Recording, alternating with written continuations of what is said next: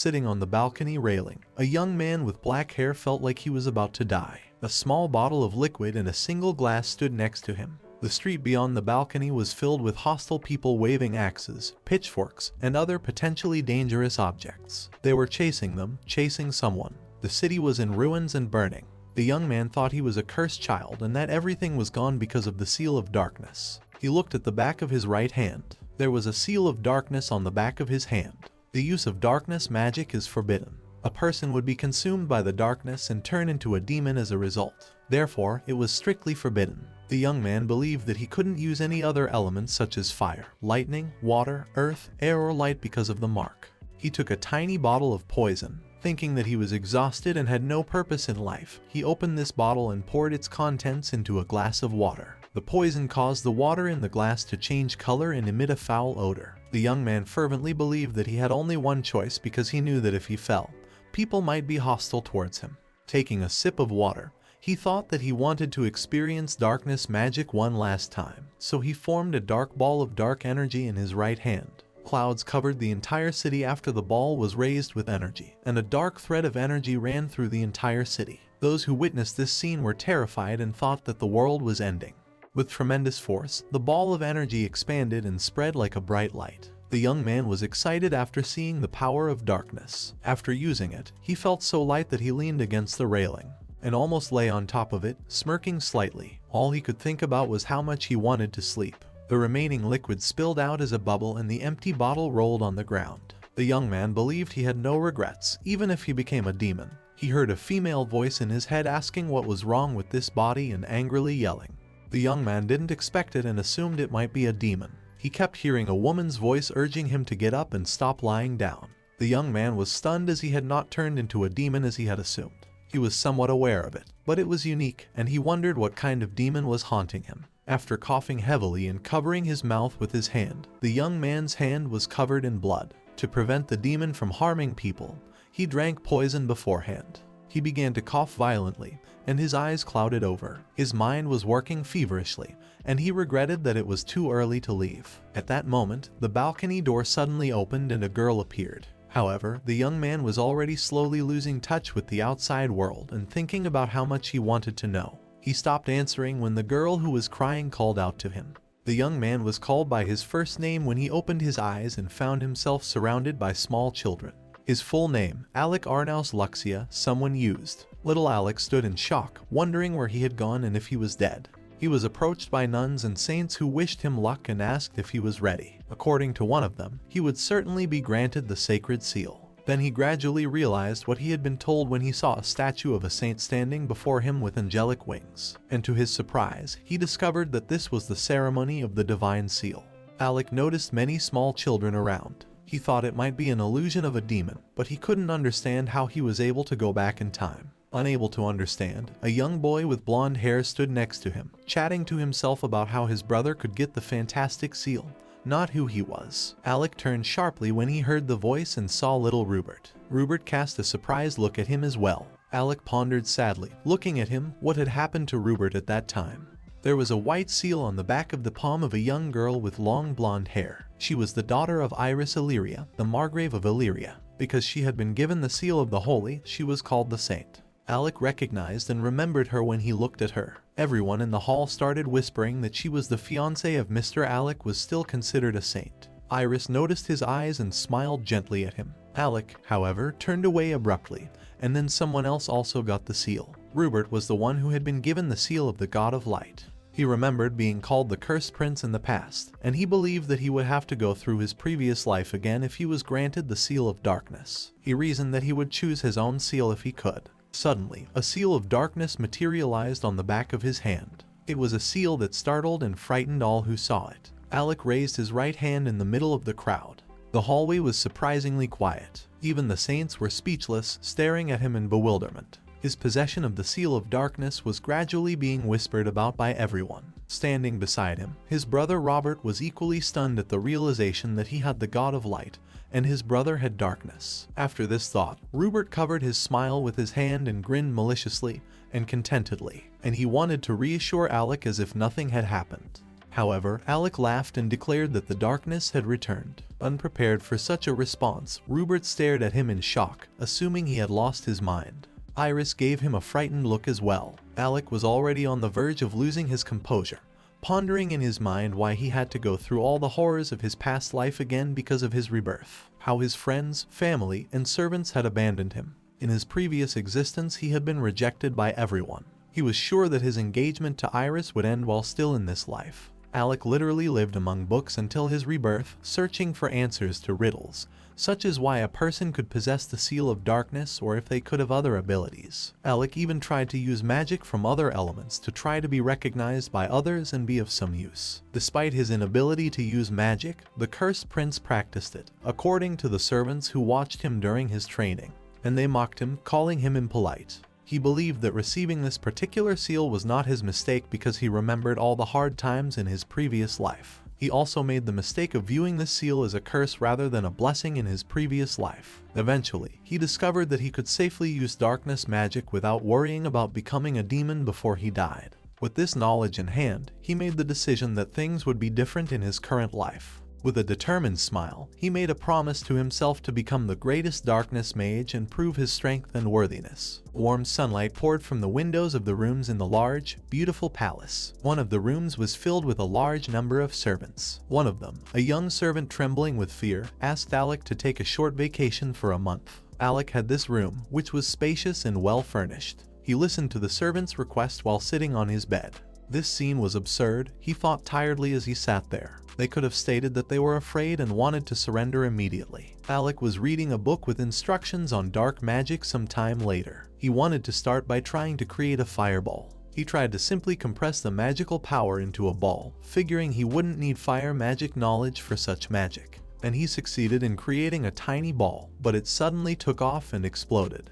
Alec decided that he should refrain from using such magic until the fall. In his mind, the demon's voice said that he needed to fully understand the idea behind how dark magic worked. The demon was furious and asked why she couldn't take control of the boy's body. Alec said he seemed fine and calmed down aloud when he heard her. When he heard him, the demon was stunned that he could hear her. Even more enraged, the demon said that a normal person could talk to her and ordered him to just give her body to her. Alec was adamant that he wanted to keep the body. The demon was stunned and started yelling for him to let go of the body. He told her to shut up, mentally covering her mouth with his hand over her loud screams. Suddenly, he lost the ability to hear her voice. He cautiously asked aloud if she could hear him, remembering that demons have darkness magic. The demon immediately shouted at him to give her body in return, but Alec of course disagreed. He decided to sit on the floor of his room and search the archives for information on demons to better understand them. Alec tried to concentrate on creating a spell while sitting surrounded by a mountain of books. When creating a spell, the most important element is to have a clear picture of the result. Alec closed his eyes and sat thinking about what would happen. Alec could create new magic. All he had to do now was practice more. He heard the voice of a servant calling him through the door. Alec woke up from his practice and looked around his room. There were mountains of demon-related books on the floor and the room was overflowing with the remnants of dark magic. Alec quickly put everything in his black box after seeing all of this. He was approached by several maids and servants posing as his personal staff. When the head servant entered the room, he was shocked to find it completely empty. Alec awkwardly told them that he needed cleaning. However, the head servant interrupted him, stating that since he was a prince, that would not be acceptable. Given the reasons for their insistence, Alec asked them in a very icy tone of voice and appearance if they were sure they wanted to work for him. From the head servant's point of view, he was just a typical teenager. Alec then heard the voice of a demon taunting him in his mind, assuming they were all talking to him like a child. He told the servants to go talk to his brother about the contract because he was a little upset by the demon's remarks. Alec rolled over to the floor and sat down, finally detaching himself from everyone. He calmed down and believed that they were lucky that they didn't know about dark magic. However, he was surprised at how big his dark box was. He thought he would have to test his maximum at the pond. The demon in his head taunted him, telling him that no one wanted to serve him and that he could give her his body. Alec jumped up before he heard her finish her sentence. He jumped up and went to another place outside the palace to survey the grounds and get some fresh air. Alec stated with satisfaction that this ability was very useful as he looked around. The demon inside him was amazed. Unable to comprehend, the demon asked him how he had achieved this. He calmly replied that it was a jump, and casually remarked that demons use this magic all the time. She agreed, a little taken aback. He considered her a weakling and recognized that she was a low-ranking demon. The demoness asked him where they were going, embarrassed. The nun was marking the road in front of the large monastery where Alex stood. It was a place the demon didn't like. A little alarmed, the demon asked him if he really wanted to kick her out. Alec approached the nun and called out to her at this time. When the nun saw the emblem on his cloak, she turned to face him. With surprise, she muttered something about the emblem. She was interrupted by Alec, who said he wanted to visit the convent. The nun began to recite and beg for mercy for this child, holding her hands together as if in prayer. When the demoness saw the seal of darkness in the nun's hand, she reported it to Alec and asked if it was all right. Telling her that it wouldn't be a problem, Alec and the nun entered the convent. A girl with a pigtail was marking the floors inside the convent. She cheerfully asked him if he was new, noticing him. The seal of darkness was also on this girl's hand. Alec saw that the monastery was full of people. While the servants were cleaning the hall, everyone else was holding the seal of darkness. A girl with a pigtail approached Alec. Alec was the first to say his name and introduced himself. The girl introduced herself and smiled warmly at him. Her name was Lena, and she was excited to meet him. Alec grinned at her and thought it was a shame that such kind people were only present because of the seal. Suddenly, he heard the voice of a demon suggesting that he take Lena as an apprentice. Lena was too young, so he mentally told her to cut the crap. The demon was aiming to create the perfect atmosphere. Lena then asked him why he had come here. He informed her that he needed maids and a butler. He was grateful for Lena's offer of help. Alec asked her who she could recommend as they walked down the hallway. He needed the right people. He told her he needed someone reliable. And it occurred to me that having people like that would be great. Lena then recommended that he meet Alicia. Lena escorted him to see Alicia. They went to the cemetery after they left the convent. The cemetery had a lifeless atmosphere. The place was even more depressing because of the crows sitting on the tombstones. In the center of the cemetery, a nun was digging with a shovel. Lena called her name loudly. The nun turned to face them when Alec noticed her. She had a pig's head, and she didn't look human. Lena introduced her to Alec as they approached her. Alec thought that Alicia might be a demon when he looked at her. After hearing the whole story, Alicia asked them with a mixture of excitement and fear why she was the one. Alec had been considering the possibility that she was a half-orc all along. Alec pondered somewhat dejectedly. There were no special rules in the palace, but if a demon became his maid, perhaps everyone would be surprised. Alicia saw the look on his face. In a quiet voice, Alicia told Lena that she hadn't told him she was a demon. Alicia went to the graves, kindly apologizing to Alec and letting him know that she was already taking care of them. Alec was so cursed that he believed she was a half-blood demon. He reasoned that maybe she was in denial because she was a demon when he realized. Alec argued that she had misunderstood him and wanted to stop her. Dark magic burst out of the ground as soon as they entered the cemetery. Lena stopped him at the door, grabbed him,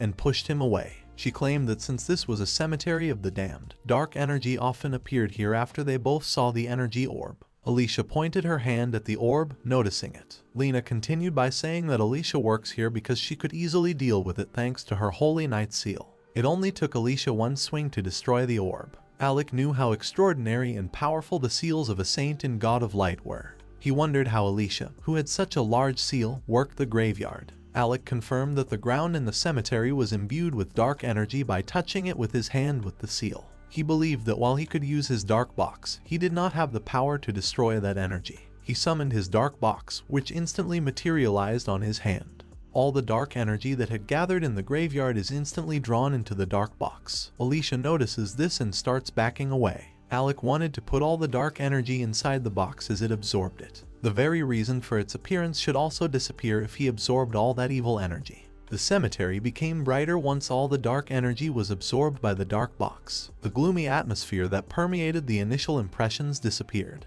Even the cemetery was illuminated by the sun, making it a magical place. When Alicia and Lena saw the whole picture, they were stunned. To their surprise, all the dark energy was gone. Alec then gave a negative response, stating that the source of the darkness remained. Suddenly, a dragon, or rather a bone dragon, rose from the ground. Everyone ran back in terror. The dragon showed extreme aggression. Alec realized that the dragon's corpse was a source of dark energy as he stood there staring at it. The girls in the neighborhood asked Alec to go for a run with them. Even the terrified demon in his mind had told him to run, not stand. However, Alec told her that they would deal with him after he looked fearlessly at the dragon. Alec informed the demon that he was using the dark energy he had previously absorbed to cast a new spell. Alec suddenly summoned a cannon of darkness spell that completely consumed the dragon. Alec directed all of his evil energy at the dragon.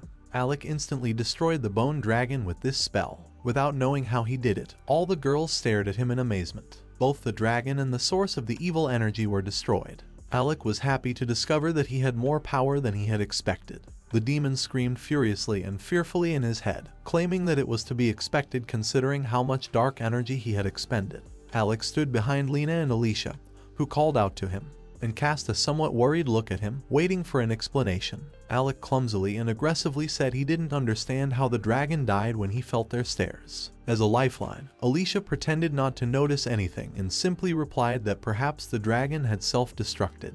Alec realized that Alicia knew everything, and Lena trusted her. Alicia continued by saying that the undead would no longer be seen here, and that the presence of the bone dragon was completely gone. Alec was at a loss as he stood there. Then, with tears in her eyes, Alicia took his hands and thanked him, saying that she could now leave this place safely because of him. Surprised by this answer, Alec remembered his previous existence, in which he was locked in his room all the time. Just as he had freed Alicia, he did his best and hoped that someone would come and free him. Thanking Alec, Alicia held his hands. Alec didn't expect to be the one to save someone, so this was his first time. Alicia asked for permission to serve him as she continued to hold his hands. Alec asked her if she was sure, throwing her a questioning look. The staff whispered about various things as they watched them. Alec continued by saying that although working at the palace was pleasant, she would face many insults and leering looks there. Alicia immediately agreed.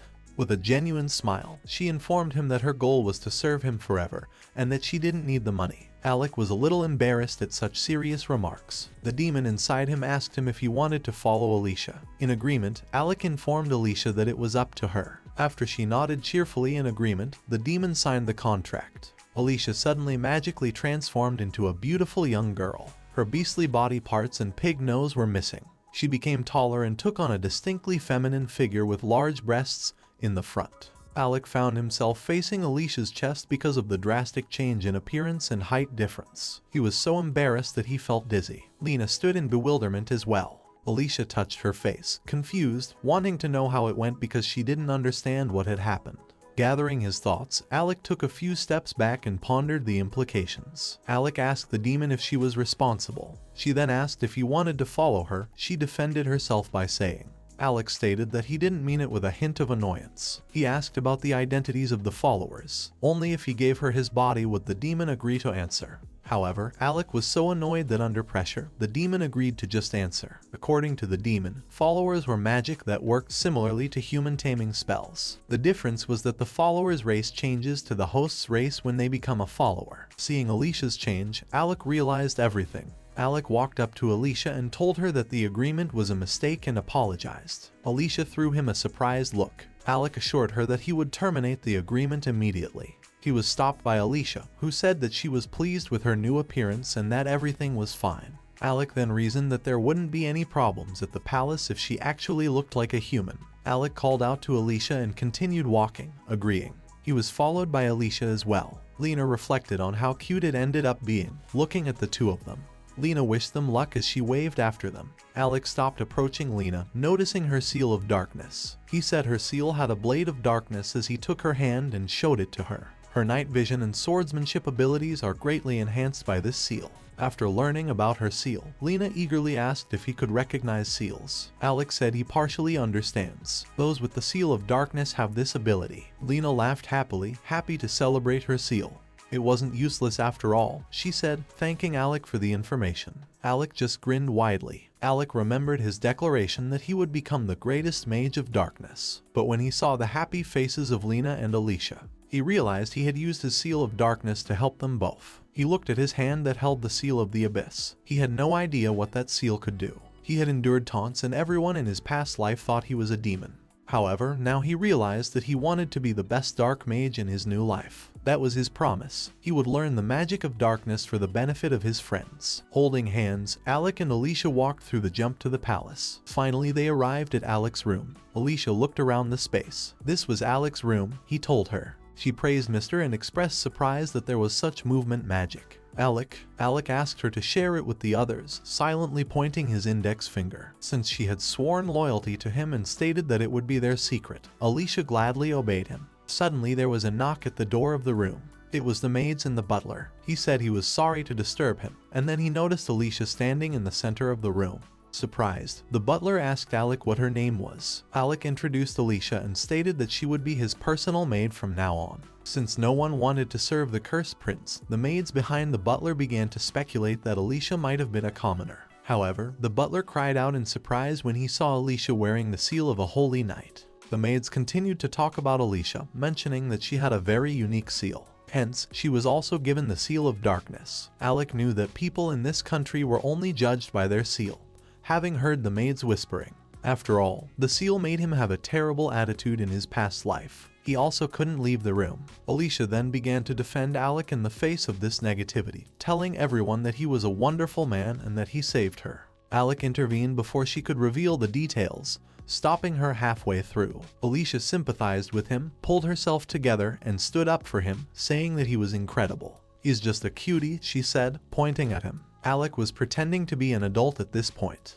After listening to what Alicia said, the maids told her that she was being very gracious because she felt sorry for their little prince. Alicia was even more confused by the maids' remarks and wanted to refute them. Alec then asked her to relax a bit. However, Alicia was extremely happy that someone cared about him. Alec asked the butler why they had come when he came to his senses. "His Majesty is calling for him," the butler informed him. In front of His Majesty, Alec and his brother Rupert were on their knees. Standing behind them, the nobleman also bowed to His Majesty. The ruler of the Lysian Empire was His Majesty Flatius. He sat on his magnificent throne and sternly called Alec by name. The Emperor claimed that he had heard from Rupert that Alec bullied him all the time.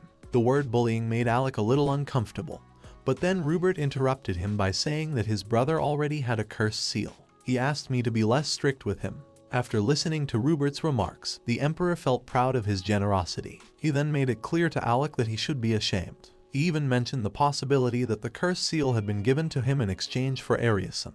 Glaring at his brother, Rupert mocked him cruelly. Alec couldn't remember him ever mocking him, and he believed they had been close before receiving the seal. Pointing his finger at Alec, the Emperor ordered him to renounce his claim to the throne of the Empire and break his engagement to Iris. What they heard threw everyone into a state of shock. Among them was Iris, who was equally stunned. Rupert was also stunned. However, it was only a pleasure for him. Everyone in the hall, sympathizing with Alec, began to mutter about the Emperor's harsh punishment. She then stood in front of Iris in front of the Emperor. The Emperor recognized her when he looked at her. Iris began to adamantly defend Alec in front of the Emperor and the entire crowd, claiming that he would never do such a thing.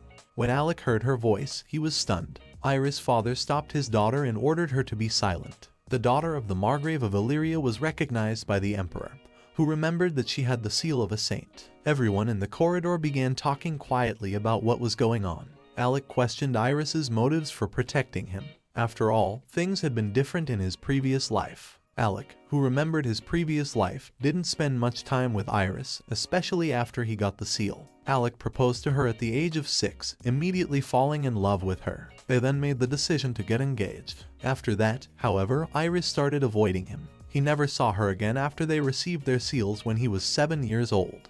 Alec reasoned that she could just break off the engagement if she didn't like him so much. However, for some reason, she didn't. Alec reasoned that she might have felt sorry for him because she was a saint. However, he didn't care about that anymore. After thinking for a bit, the Emperor stated that the saint was still a child and did not fully understand many concepts. Iris wanted to object, but her father stopped her. The Emperor then turned to Alec and gave him an explanation. Alec heard the order. Rupert himself was the owner of the bathroom, where a loud laughter was heard a while later. Sitting in the bathroom, he was glad that his father now had his father's full support. Rupert mocked his brother because he thought their father now supported him. She wanted to deprive Alec of everything. Rupert also longed for Iris, his brother's fiancée. He was sure she would be his. While Rupert was discussing his plans to win Iris, his butler entered the bathroom. He had overheard Rupert's words and stood awkwardly at the door. Without waiting, the butler informed Rupert that Mrs. Iris was no longer in their domain.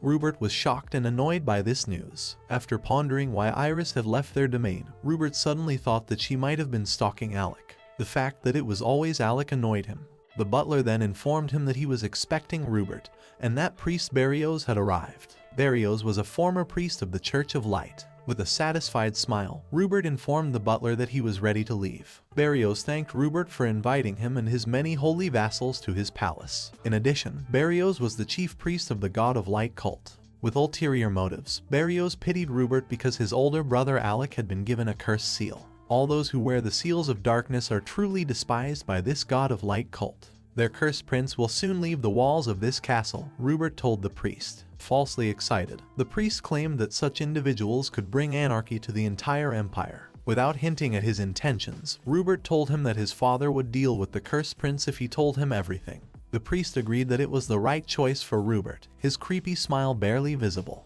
All Rebirth had to do was scare Alec a little. Rebirth thought that their father used to focus more on Alec alone, but now it would be different. Thinking that no one else would dare to disregard the God of Light himself, he laughed. His goal was to conquer the entire empire. Alec, meanwhile, questioned Alec with great concern about his future plans for his room. Alec easily replied that they would do nothing without changing one bit. Alec informed Alicia that they could safely leave the castle as he had been given a small territory on the border of the empire. Tyrus was the name of a small area and Alicia had never heard of it. Alec began to explain that this land was tax exempt, pointing to a map. There were probably no inhabitants there at all. The name of the land Alicia could read. Alec was stunned when Alicia said that she had done some research at the monastery, one of the 11 provinces of the former Lux Empire, Tyrus. These lands were abandoned when the empire was considered sacred. According to Alicia, there seemed to be a lot of monsters living there, who wondered how he would manage such territories. Alec informed her that it was not required. He would be obliged to pay taxes to the empire if he rose to the position of lord. Moreover, no one ruled those territories. There was no need to go there then, either. But Alec believed that this territory was actually reserved for those with the seal of darkness. Alec decided to go to these places anyway. Alicia also wanted to accompany him. Alec agreed and they decided to go. In the stadium on a clear day, animal races were taking place. Using a microphone, the announcer commented on each of their actions. He was referring to the creature known as Lightning Shadow. Today was her debut race, and she was making progress. She was already showing amazing results. Finally, Lightning Shadow gained the upper hand and won the race. She was followed by the others. In the stands, Alec and Alicia were celebrating her and their victory. Alec and Alicia stood at the cash register, collecting money. Those who witnessed it said they were just lucky. However, since betting was Alec's only source of entertainment in his former life, he already knew the outcome. All the money was collected by the cashier. The cashier asked for permission to take the entire amount, but suddenly Alicia said she could carry the money herself and easily picked it up. Alec believed that even if Alicia changed race, she still had the power of orcs and the cashier was shocked. Alec quickly devoured that barrel of money, summoning his dark box. Alec informed Alicia that they would travel to Tiara's using the funds. After all, it takes a month to get there. Alec and Alicia walked through the streets to the palace. Alicia advised Alec to put all of his luggage in a dark box. Alec agreed, adding that more horses would be needed. Alec wanted to instruct Alicia to buy clothes and sleeping bags. With great enthusiasm, Alicia agreed, muttering into her nose that she would pick up his underwear, and that this trip would be just for the two of them. Not understanding what she was saying, Alec asked what she was talking about. Alicia replied with a simple joke. Two men approached the tavern. As they entered, they noticed many men chatting, drinking, and having fun. As they looked around, they thought it was Alec's first time here and that they were in a tavern. At the Adventurers Guild, a waitress approached them, smiled politely and showed them to the front desk. Alec refused to check in when Alicia asked if he wanted to. Alec continued by saying that although he wasn't allowed, Alicia could check in herself if she wanted to. In response, Alicia said she would do as he asked. She then found herself the center of attention of a group of men sitting at their tables. When Alicia realized it, she whispered to Alec that they were being watched. Alec looked around suspiciously, realizing that they were focusing on Alicia and not him. Alicia appeared to be a very pretty girl. In addition, she was wearing a maid's outfit that emphasized her lush breasts and all the curves of her body. It was clear why the men started bickering over who would approach her first. Alec was aware of the circumstances and the mood, and he gently asked Alicia if she didn't like everyone staring at her because she was so gorgeous. Alicia immediately said that couldn't be the case. Alicia thought of her mother because of that long hair. She thought her hair looked gorgeous. Alec remembered that this country had been the home of demons for a long time. Alec wondered if Alicia's mother had been human. Alicia confirmed it, remembering how her mother had abandoned her in a convent when she was 5 and how she remembered almost nothing about her, not even her name.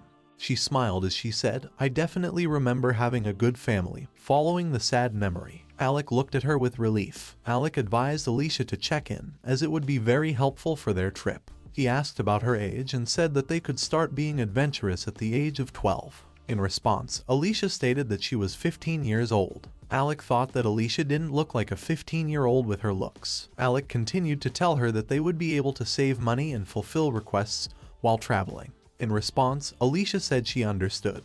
"There's no such thing as a lot of money, but a big wallet makes life more peaceful," Alec told her, looking happy. Alicia was touched by his cheerful eyes as she listened beside him. A young girl as tall as Alec had been standing next to them the whole time, wearing a mask over her face. Alec noticed her as she walked past them, sensing something amiss. Alec sensed something about her as he looked at her. Alicia called out to him nervously, noticing his eyes. Alec, distracted, apologized to Alicia. Alicia immediately asked him if he liked the girl. Alec replied that it wasn't true, and that it was strange for him to see a child in such an environment. Alec thought about it, remembering the picture of that girl. Like Iris, she had silver hair. Alec wanted to thank Iris when he met her, because he remembered how she had stood up for him in front of the Emperor, and I reasoned that they could get along in this life. The masked girl walked over to them and looked at them silently. 5 masked and cloaked men greeted Alec and Alicia on the street after they had bought everything they needed. They were told to stop.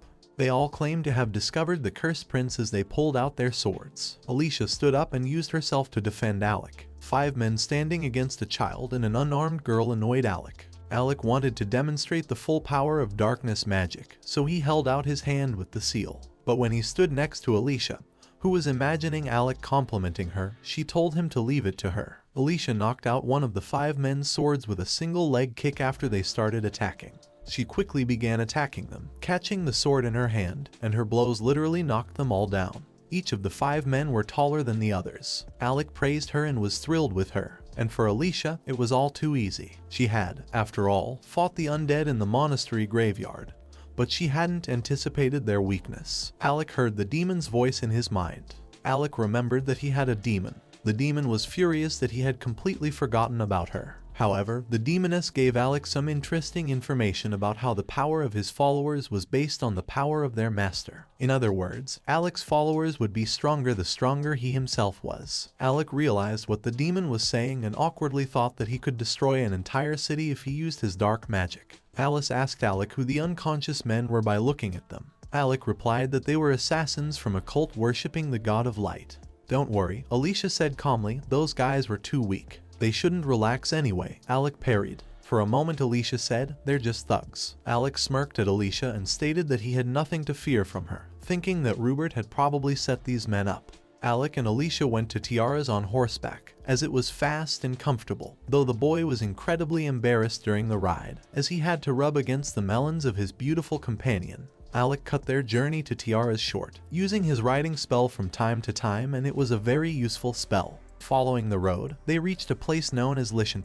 The trip from Lysian to Tiara's takes about 2 days. Alicia happily marveled at Alec's magic that got them to Lysian in only 30 minutes. Alec listened to her remarks with pride and embarrassment. They had completed some tasks for the townspeople in Lysian and were paid for it. They set off for the hotel, tying up their horse in the stables. Alec informed Alicia that they would be staying here for the night. "The hotel will have both a bed and a bath," Alicia said with great enthusiasm. She continued by saying that she had heard that maids were supposed to help their masters change and bathe.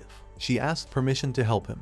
Alec graciously refused. Alec's refusal made Alicia so angry that she burst into tears, saying that Mr. Alec was cruel. Seeing her embarrassed response, Alec suggested that Alicia cook him dinner. After hearing his offer, Alicia eagerly set to work. Alicia prepared several dishes that she thought were very tasty. Alec tried one and found it very satisfying. Alicia thanked him when he told her that the food she had prepared was delicious. As Alec and Alicia were leaving the capital, Alicia showed him the fruit and cookies she had bought, holding them in her hands. Alec remembered that they had also gotten ice out of a dark box. Even after 10 hours, the ice was still solid. Alec said that while the dark box might be cold, other items would freeze if it was cold. As he listened to this, the demon was stunned by every word.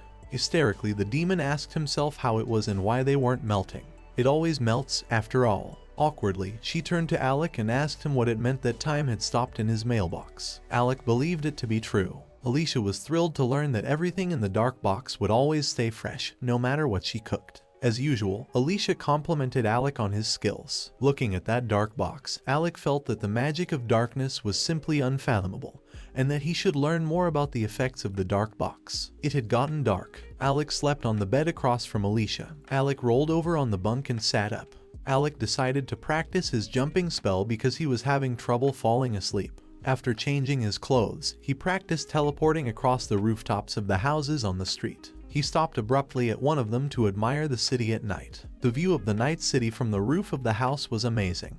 Looking at it with admiration, Alec thought that he would never get a chance to see the capital from above. Alec wondered. He wanted to know the limit of the jump. As they traveled, he made the decision that he needed to try something new. Suddenly, however, someone shouted from below, asking who was present. Alec noticed two guards on the balcony below as he looked around. They started looking for the source of the sound as soon as they heard it. Alec used invisibility to stealthily make his way down to them. He went unnoticed by the guards, who informed everyone that no one was there. Alec remained unnoticed as the guards passed by. Then one of them called out to Mrs. Iris, trying to find her. Alec was stunned to hear her name. The girl who had been in the tavern was called away by Alec. He wondered if this girl was actually Iris, but he couldn't understand why she was acting like that. Alicia was asleep in his room when Alec used the jump to get there. He had cancelled the invisibility spell when he was already in the room. He seemed to be thoughtful. He thought about looking for Iris. Was he her fiancé? After all, however, it suddenly occurred to Alec that it would be better not to, as Iris might have her own motives for running away from home. Alec reassured himself that he had nothing to worry about because she was being followed by experienced guards. Alec was beginning to wonder why he had been denied the throne. His current life was beginning to resemble his old one after his engagement to Iris had ended. He didn't care if she was good or bad. Alec wasn't going to give up. The next day, Alec and Alicia rode their horse to Tyrus. They arrived in Lobrian before Pegasus, since Alec had warned them that they would be there soon. Suddenly, a ball of dust formed behind them and something began to emerge from the ground. Alec stared at it, unable to figure out what it was. Suddenly, a large snake emerged from the ground, accompanied by black crows. Each of them swiftly pursued them. A surprised Alec shouted that it was a snake of death. Furthermore, Alicia warned him that demonic crows were chasing them. When Alec's inner demon began to worry, she wouldn't stop telling him that the snake was as tall as a dragon and that he wouldn't be able to defeat them. The demon's thoughts were making Alec too noisy, but he also thought that even experienced explorers had a hard time dealing with them. Besides seeing a town nearby, Alec also saw a group of people running away from the crows, pushing something on carts. Alec saw them when Alicia pointed them out. A swarm of crows had already overtaken the group of people. The crows started to attack and attacked them. Looking at them, Alicia stated that even if Alec's magic didn't help, she couldn't handle the sword. She questioned him about their plans. At that moment, a black raven grabbed one of the group members and dragged them upstairs. The raven carried him right into the mouth of the snake, which then let him go. The snake's mouth was right in front of the man. Alec then pulled out his hand with the seal and assured Alicia that they would save them. Alicia was ready. Alec used his seal to cast the Darkness Blade spell. She seemed to cut it with her dark light, creating the spell. Many crows fell to the ground dead as Alicia waved her blade at them. Alicia and Alec stayed close to each other. Thanks to them, they witnessed a group of people make it to the city unharmed. On the ground, the snake and ravens were cut in two. Alicia and Alec stood side by side, examining the bodies. Alicia asked Alec what they were going to do with them. She advised him to cook with their meat. According to Alec, the guild sells raven feathers, snake scales, and fangs. With great enthusiasm, he described how they traded up to 5 gold pieces for a single scale. They could spend 6 months in the capital if they sold everything. Alicia, who was beside him, was touched by his reaction to the money. In addition to chopping the crows for dinner, Alicia also chopped the snake scales for Alec. In the evening, they made a fire and roasted the crow's feet there. They sat and enjoyed the exquisite meal after it was cooked. A rustle was heard from behind the bushes. Alicia stood at attention and swung her sword to fight the creature. Alec stopped her. A tiny slug popped out of the bushes. Alicia and Alec stared at it. According to Alec, they weren't too dangerous. Alicia suggested that the monsters earlier might have caused him to fall behind the group. Alec suggested a soup made from slugs. He ate some of the soup and nodded in approval. He sat down next to Alec and sucked up to him after the slug finished eating. Alicia offered to take him along and suggested that he might like them. Alec had nothing against the idea. Alec asked if he wanted to follow him. Since the slug was so weak, the demon in Alec's mind asked him if he was sure. The demon advised him to find a stronger person to convert him to his way of thinking. However, Alec mentally remained silent, and then the demon fell silent without warning. Since she had already given the horse the name Hellcord, Alicia offered to name the slug. The slug began to change and glow. Alec continued to imagine the slug's appearance. His mind conjured up images of a young girl and a young boy. However, the slug remained the same round slug after the transformation. Alicia had told him that nothing had changed after she looked at it. Alec wanted to know why that happened. Then the demoness told him that she wasn't sure and that maybe only demons could transform into humans. Alec mentally called her a useless demon. Alicia kept thinking of names for the slugs and suggested naming Tiny Alec after them. Alec said he needed to think about it. Alec suggested the name Alec for the slug. Alicia called Alec a genius and was glad that the name was a combination of their names, Alec and Alicia. Alec suddenly began to move restlessly. Alec and Alicia asked him what was wrong. After a few seconds, a man from the group of people ran up to them. When he realized they were safe, he relaxed. He thanked them for saving them and apologized for putting them in danger because of them. Alec remembered that at the time several of the men were carrying something heavy. If they were headed for Lobrian, the man asked. Since the city would soon fall, the man advised them to leave as soon as possible. Alec noticed a large eye as the man inadvertently raised his head. He was not human. The demon quickly covered his face. On horseback, Alec and Alicia watched the demon ride back into town. According to Alicia, there could be trouble on the horizon. Alec agreed with what she said. The city of Lobrian is ruled by a lord. On its shores the demons had established themselves. High walls served as the city's main defense. Alec knew that the port was protected by chains, making an attack from the sea impossible. Alec reflected that he was sure the city would fall soon because it had demonic defenses. He expressed his disbelief to Alicia that the city would soon be in danger. Alicia also agreed with his remarks. Alec pondered this while recalling passages from his previous existence that stated that the city of Lobrian was destroyed. Alec remembered that very moment when the knight had informed him, the emperor, and Rebirth of the city's destruction. Alec made the decision to meet with the lord of the city after remembering everything. After all, if things continued like this, many people might die. Alec and Alicia entered the city of Lobrian through a large gate. Inside the city, people were going about their daily business, talking amongst themselves about the impending demon attack. Demon servants were instructed by some guards to bring weapons and other supplies to organize the defenses. Alec and Alicia entered the palace and stayed there. There they also met with the city lord. Alec expressed regret for the lord's unannounced visit. On the contrary, said that it was an honor to receive him.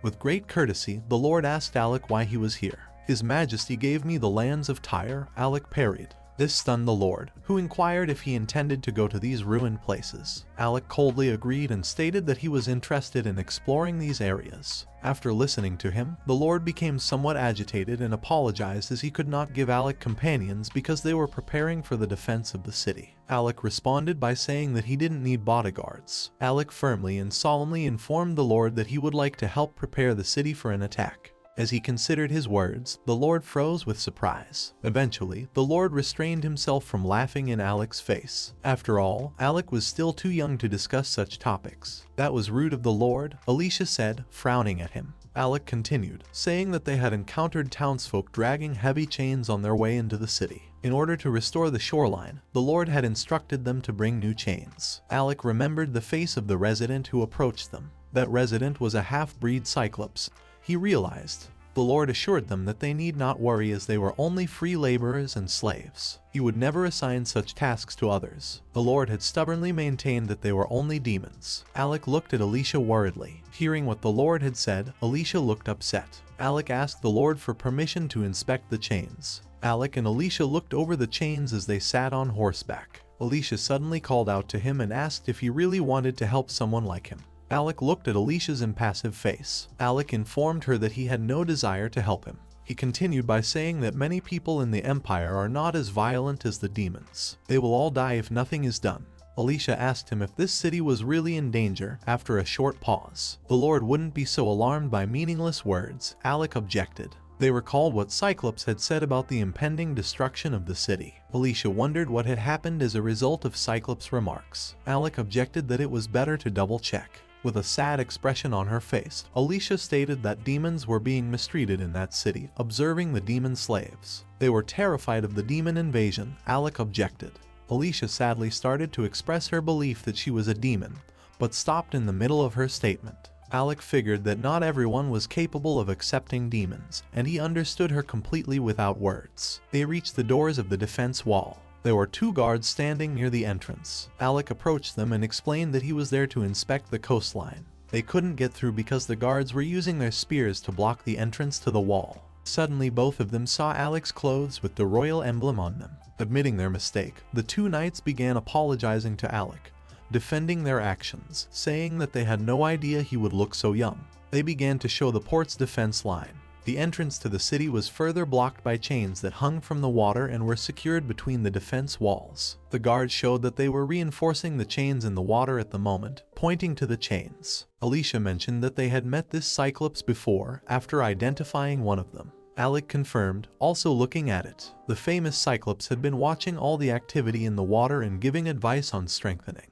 Alec believed that he was apparently the leader of the group. The guard had also told them that these chains were their responsibility because they were skilled blacksmiths in addition to possessing superhuman strength. Alicia muttered to herself after hearing the guard's statement that demon, human had no effect on abilities. Alec nodded in agreement. He believed that since they were born demons, they were oppressed from birth. Alec believed that Cyclops' abilities should not be questioned after witnessing them perform their duties. Alec expressed to the guard his desire to inspect the entire chain.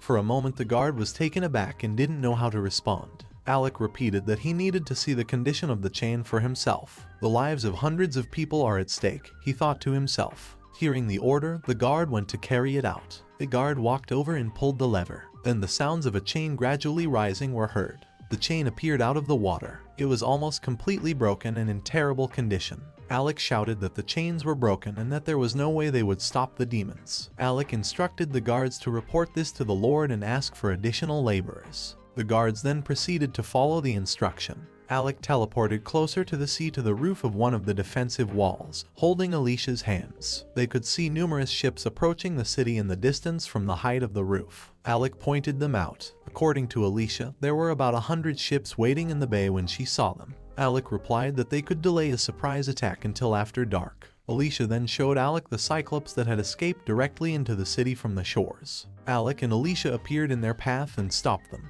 The surprised Cyclops froze, ready to strike. He had seen Alec and Alicia. Julius remembered. They had rescued them as they fled from the ravens and the big snake. There were children among them who needed to be rescued, so Julius asked them to let them pass. Alec then asked them where they were going to run to. He expressed that they would not be welcome in the demon kingdom. Alec gave them the order to surrender. However, these words angered Julius, who believed that they would all die if they didn't escape. Julius ordered his family members to rush forward, threatening to arrest them. His friends wanted to dissuade him because they were surprised by this. However, at that moment, Julius swung his hammer at Alec. Alec was able to dodge as Julius hit him exactly where he was standing. Alicia froze for a moment upon seeing this situation. Julius wanted to swing his hammer once more, so he raised his hand. He shouted for his family members to run and thought to buy some time. At this moment, Alicia swung her sword and angrily stated that she felt sympathy for them because she was a demon.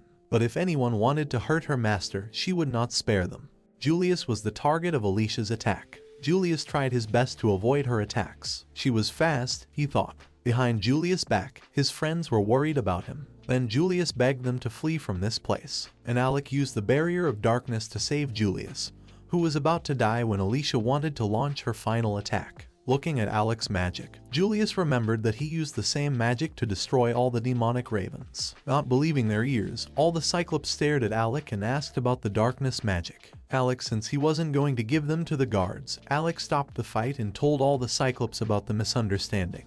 Unable to understand, all the Cyclops stared at him in surprise. Alec declared that he was the one and showed them his seal of darkness. Upon reaching the defense port, the Lord asked the guards if the fugitives had been discovered. The guards replied that they had searched the entire coast and had not found him. However, they were also unable to find the prince. The Lord became very angry and shouted at the guards that he would personally cut off their heads if anything happened to the prince. Because of the fear, the guards started working even harder. The Lord then asked him about repairing the chain. Unfortunately, the guard also replied that it would take several days to repair the badly damaged chains. Alec then suddenly appeared and informed him that he was in danger. The sight of Alec pleased the Lord. The safety of the prince pleased him. Alec told them the bad news that the demons had escaped to the demon kingdom and begged the Lord for forgiveness. Upon hearing this, the guard declared that it would be impossible to bring them back. The Lord looked even more depressed. However, the Lord pulled himself together and smirked, thanking Alec for his help. He stated that they would need to shore up the defenses here because Alec had done what he could and the work in the port was not yet finished. Alec offered the Lord his help in fixing the chains at this very moment. He pointed to the men behind him and called out to them.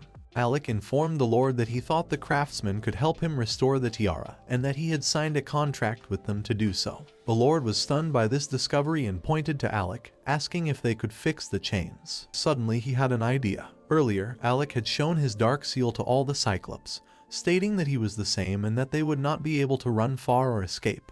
Alec assured them that he could help them. It was quite possible that their appearance would change if they decided to follow him. Instead of running away, Alec offered them a contract and assured them that he would take care of them. According to the demon inside him, she could easily catch them even if they tried to escape. Upon hearing him, the Cyclops expressed skepticism, telling him that they could not believe him and that he was human. The Cyclops was attracted to Alicia, who informed them that Mr. Alec was the sixth prince of the empire. Alicia began pointing at him and telling herself that she too was a demon. She claimed to have taken her current form and become a follower of her master. When they saw her, all the Cyclops froze in shock. Then, since the city was already over, Julius asked Alec why he felt compelled to help them. Alec then assured them that he understood.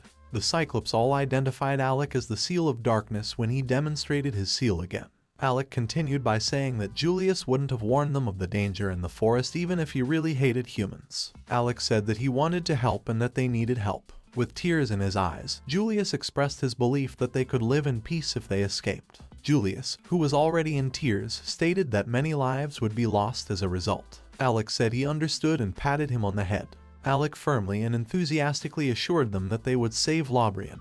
All they had to do was put the chains back in place. Like Alec, all the Cyclops were filled with a strong desire to save the city and looked on with more faith. All the Cyclops decided to make a deal with Alec. The demon was ready and made the deal. All the Cyclops changed races after the agreement was made. Julius became a little girl, with a satisfied slug Alec on her arm. Alicia was also in a good mood. She wondered if Alec would ever be able to turn into a human after looking at him. After all that, the chain was fixed and the defense was able to reach its maximum effectiveness. Lord praised Alec and expressed his admiration for the work. According to Lord, they would fix all the chains quickly if they continued at the same pace. The craftsmen who fixed Alec's circuits were praised by him. That was good to hear, Alec. In the water, Julius and her friends fixed every chain. Alec advised Lord to judge people by their abilities, not their race. After listening to him, Lord informed him that although he had already given up on defending the city, Alec's masters would allow him to restore his faith in it. The Lord suddenly asked Alec about his desire to develop Tyrus as his territory. Alec didn't answer immediately because he didn't understand the basic idea behind the question. Alec wanted to build a home and tiaras for all of his loved ones. His goal was to create a space where everyone could find a place to belong. A peaceful place for them to live. Alec imagined the joy on the faces of all his close friends. He felt at home because they were there for him. Alec remembered that the Empire had collapsed after 13 years in his previous life. However, he wanted to change that. He wanted to keep his friends safe no matter what, even if the Empire was destroyed. He was determined to transform Tyrus and create a true paradise there. In his imagination, Tyrus was a stunning city where people coexisted peacefully. No one was segregated by race or typecast. He wanted all his friends to be happy, and they were. Gathering all his friends, he firmly guided them to the tiaras. He wanted to visit their native lands and then start a new chapter in their lives. Alec, Alicia, and Julius were attacked by monsters in the lands of Tyrus. Julia was doing her best to protect herself, but she was losing her strength. When Julia told Alec that she was on the verge of breaking up, she was already crying. Alec thought there was nothing in the tiara because he too had fought monsters in the past. Suddenly more monsters attacked the three of them from all sides. Alec was puzzled and couldn't understand what was going on. All the Cyclops from a while ago were waiting in front of Alec. Besides the Cyclops, Alec had even more followers, which pleased the demon. For generations, Julia's family had made a living from mining and blacksmithing, and they were confident in their abilities. Alec assured them that he depended on them. Alec glanced at the cheerful Cyclops. He estimated that Julia's clan consisted of about 30 people. Even though he was rich, his wealth would last for many years because he had so many mouths to feed. He felt that they needed to go back to the capital to make more money. Alec explained to everyone that they needed a way to make money. Initially, Alec thought that they needed a strategy to generate income. He realized that they wouldn't be able to stay here for long if they didn't do anything. Lord Lobrian asked Alec if he wanted to work with him. The Lord stated that Lobrian would certainly help since Your Highness had requested it. After their conversation, they drove up to a large workshop and stopped in front of a grand and exquisite structure. After inspecting it, the Lord pointed out that this building, which was right on the main street, had stores and a large workshop. Upon entering, they made an internal inspection of the building. There was furniture and other items in the building, so it wasn't empty. Everyone looked at the bathtub and bed in ecstatic amazement. Many people thought they could live here. Alex stood there numbly. According to the Lord, he had ordered the chains to be set up here because he couldn't trust demons to do such a job. The fact that only humans were present here pleased the Lord. Every Cyclops that had changed their race frowned at the Lord. Seeing their reactions, Alec advised them not to take it personally. Alec then called Julius. Alec asked her if he could leave her in charge of gathering supplies and making the weapons that would be sold. Julius confidently replied not to worry. In addition, Alec asked her to find out what could be harvested from their land. After all, they were familiar with the materials. She replied that she had worked in the mine for 3 years and knew a lot about the ore when Julius asked about it. Alec thanked Julius. While this was going on, Alicia was a little upset that she and Alec might not be able to travel together in the future. Alec instructed Julius to examine the ore and determine the type of ore present in the tiaras at the moment. In response, Julius said he understood. Alec gave Julius support by holding his hand. Alicia burst into tears and asked Alec why he was leaving her. A little puzzled, Alec answered her that he wasn't. Alec said that he was counting on the other Cyclops as he turned to them. Not to worry, all the Cyclops answered him at the same time. Alec took the girls' hands as they stood side by side and teleported with them to another location after Billy asked him where they were going. Such teleportation startled Julia somewhat. They ended up on the cliffs farther away from town. Alec claimed that he had made an effort to teleport as far away from the town as possible. Although the place was known as demon territory, it wasn't particularly intimidating. Alec's magic that instantly transported them to another place was something Julius admired. Alec could do more, so it was a trivial task, according to Alicia, who was proud of him. Alec asked them to stop in an awkward way. Alicia proceeded to ask Julius if she had any magical abilities. She proudly stated that she had holy magic. Unsure of what to say, Julius stood there as she raised her hand showing the seal of darkness. She said with a glance at her hand that she was unsure of the exact function of her seal and its connection to magic. Alec recognized the seal as belonging to the Hammer of Darkness, Mjolnir. Alec claimed that it could be applied to lightning and dark magic. Alec added that blacksmithing could benefit from the seal. His words surprised Julius, who questioned whether it was really that useful. Alec countered that it could definitely use lightning magic, but he wasn't entirely sure about dark magic. Alec enthusiastically answered Julius' question about whether she could actually use magic by telling her that it was equivalent to using basic magic. Watching their conversation from afar, Alicia became enraged and screamed that it wasn't fair, and that she wanted it too. Alec countered that she could still use magic. Despite that, Alicia awkwardly said that she had forgotten to use magic. Julius sat down and contemplated her magic and what her master might find useful. But suddenly, while Alicia and Alec were arguing, Julius noticed a large shadow looming over them. The huge shadow of a demonic snake loomed behind them. Alec instantly gathered himself, pointed at the demon and gave Alicia the order to launch a joint attack. It was the demon that had terrified Julius. Alec used his blade of darkness to chop the snake in half. At Julius' feet, the snake's body fell to the ground. Alec stated that the snake was not alone, noticing the additional monsters. With blade in hand, Alicia attacked the flying monsters. Not knowing what to do, Julius froze in terror as Alec and Alicia fought the demons. Alicia yelled for her to get up and get herself together. Julius was attacked by a large crow. Julius made an awkward and sudden movement with her spear. Out of fear, Julius screamed at the crow to get away from her. However, as the crow continued to fly at her, Julius tripped and fell off the cliff. Alec saw this, but it was too late to grab her. Alec then jumped, saving his life. Alicia and Julius go to another place under the cliffs. At the foot of the cliffs, the forest had already started to grow. The creatures stayed on the cliff, searching for them. Alec was exhausted and shocked that Lobrian was still alive despite all the demons in the area. After learning the location, Julius stated that the Imperial Knights had taken her somewhere here, and that they were now on the northern edge of the demon's domain. Alec pondered what they should do next after hearing what he had heard. A little flustered, Julius stated that they had teleported a considerable distance. According to Alicia, she didn't know of any area where there could be so many demons. It was extremely difficult for ordinary demons to survive under such circumstances. Alec was a bit puzzled as he looked around the area that was filled with various demons. What kind of demon kingdom was this? He wondered. Alec looked at the large demonic crows flying overhead, and had the thought, now I know why the Empire doesn't come here. When she saw them, a large cat-like demon materialized beside them. They cast a horrified look at it. That demon started to attack them, but they skillfully used a jump to escape from that place. However, with each jump, they encountered more demons in new places. They found the entrance to a cave after many jumps and took shelter there. All three of them sat there, exhausted, and it was very dark inside. Everywhere they went, there were demons everywhere, Julius said with fear. According to Alicia, there might not have been a safe place to go. Alec countered that there had to be a place somewhere because it could be that bad. I asked him to add some light after the demon abruptly and clumsily stated that she was afraid of the dark. Puzzled, Alec asked her if she was a demon who was afraid of the dark. The demon informed him what was wrong with that. Alec informed her that he had forgotten his torch. The demon advised him to use magic. Alec replied to himself that he can't create a fireball or a firefly.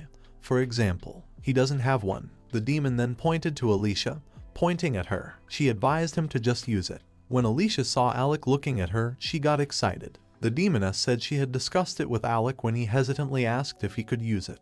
The demoness informed Alec that the master could use the talents of any of his followers. Alec counters that she didn't discuss it. After casting a spell of holy light, Alec wondered if he could actually use them. Then a small ball of light materialized in front of him, illuminating a small area. When Alicia saw this, she offered to help him. Thanks to Alicia's casting of the holy light spell, the entire space lit up as Alec's holy ball of light became larger and rose higher. Alec felt he couldn't match the power of the original, though he could utilize the magic of his followers. Hearing him, the demon also realized this. Alec also wondered if it was because of how many people were following him. After all, his magic power increased with the addition of 30 followers. Alec thought it might be useful, even though the spells weren't very strong. Julius abruptly turned to Alicia and told her how wonderful she was. With a frustrated look on her face, Julius stated that she admired Alicia, but could not say the same about herself because of her fear and inability to fight. Julius burst into tears and apologized. Alicia and Alec looked at her confused. They began to cheer her up. Alec said that she could work with ore, but it didn't matter that she couldn't fight. Alicia also backed him up, saying that she could let her handle all the fights. According to Alicia, she will be able to use magic and even lightning after practicing.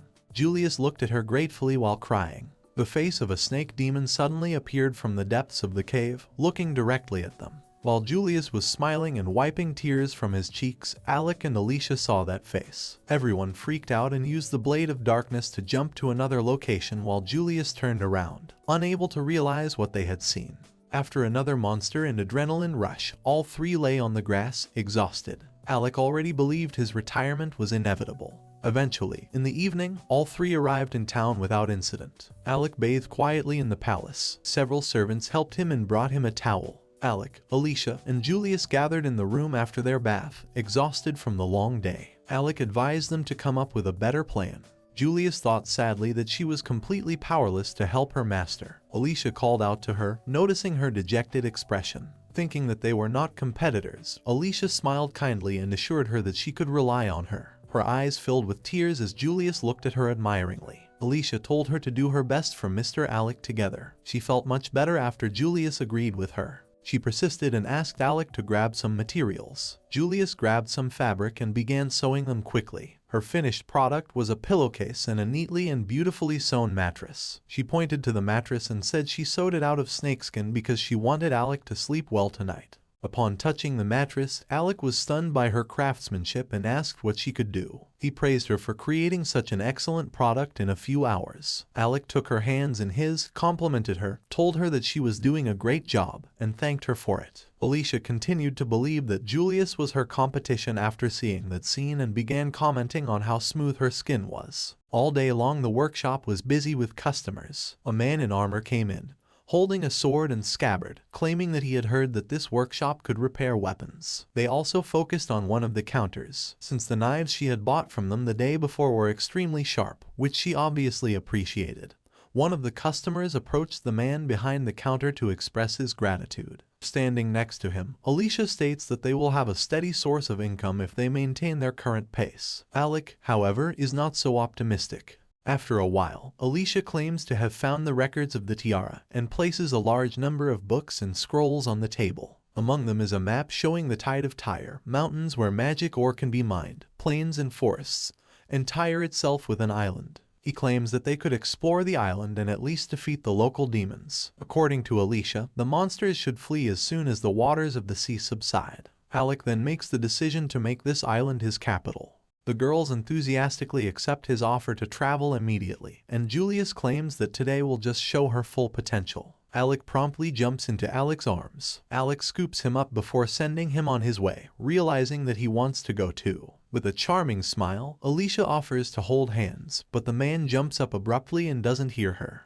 All four find themselves in the woods in a strange place. Alec walks over to a rock and surveys the area, making a rough note of the direction of Eris Island. He turns around and sees Alicia holding out her hands to him, muttering something about a hand with a dejected expression. He informs her that he no longer needs physical contact to jump because his magical power has increased. She bursts into tears and screams that this is completely unfair, while Julius tries to comfort her somehow. Alec promises to keep teleporting so she won't run into demons once she calms down.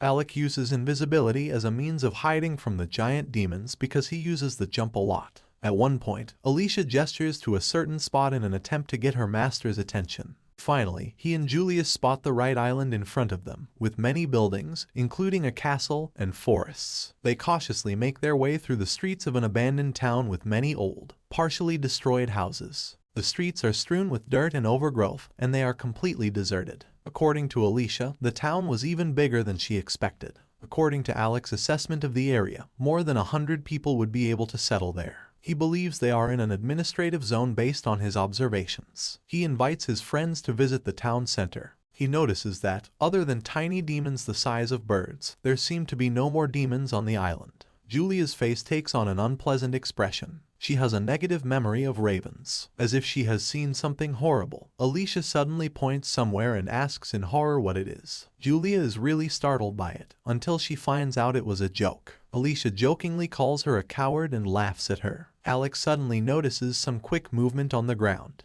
However, they both then notice a tiny mouse on the ground. The mouse suddenly makes a loud squeak which surprises them. Then all three of them look up and see several hostile demonic ravens approaching them from above. As Alec watches the crows, he finds it hard to believe that it was the mouse that caused so many angry crows. Alicia declares that there aren't that many demonic ravens, and resolutely prepares for a battle without fear. She wants to get rid of them quickly so she can use their meat for dinner. At this point, Julius tries to chase the crows away because he is afraid. Suddenly, one of the crows lifts the mouse's tiny body into the air, grabbing it with its claws. But suddenly the blade of darkness strikes the raven as it takes the mouse away. The raven then releases it. The mouse quickly runs away, falling to the ground with its back. All of the demonic ravens were eventually defeated by Alec, Alicia, and Julius. After examining the bodies of the crows, Alicia asks the others what they should do with the remains. Alec pulls out a dark cube and states that he will put them away for the time being because other demons might be attracted to the smell of blood.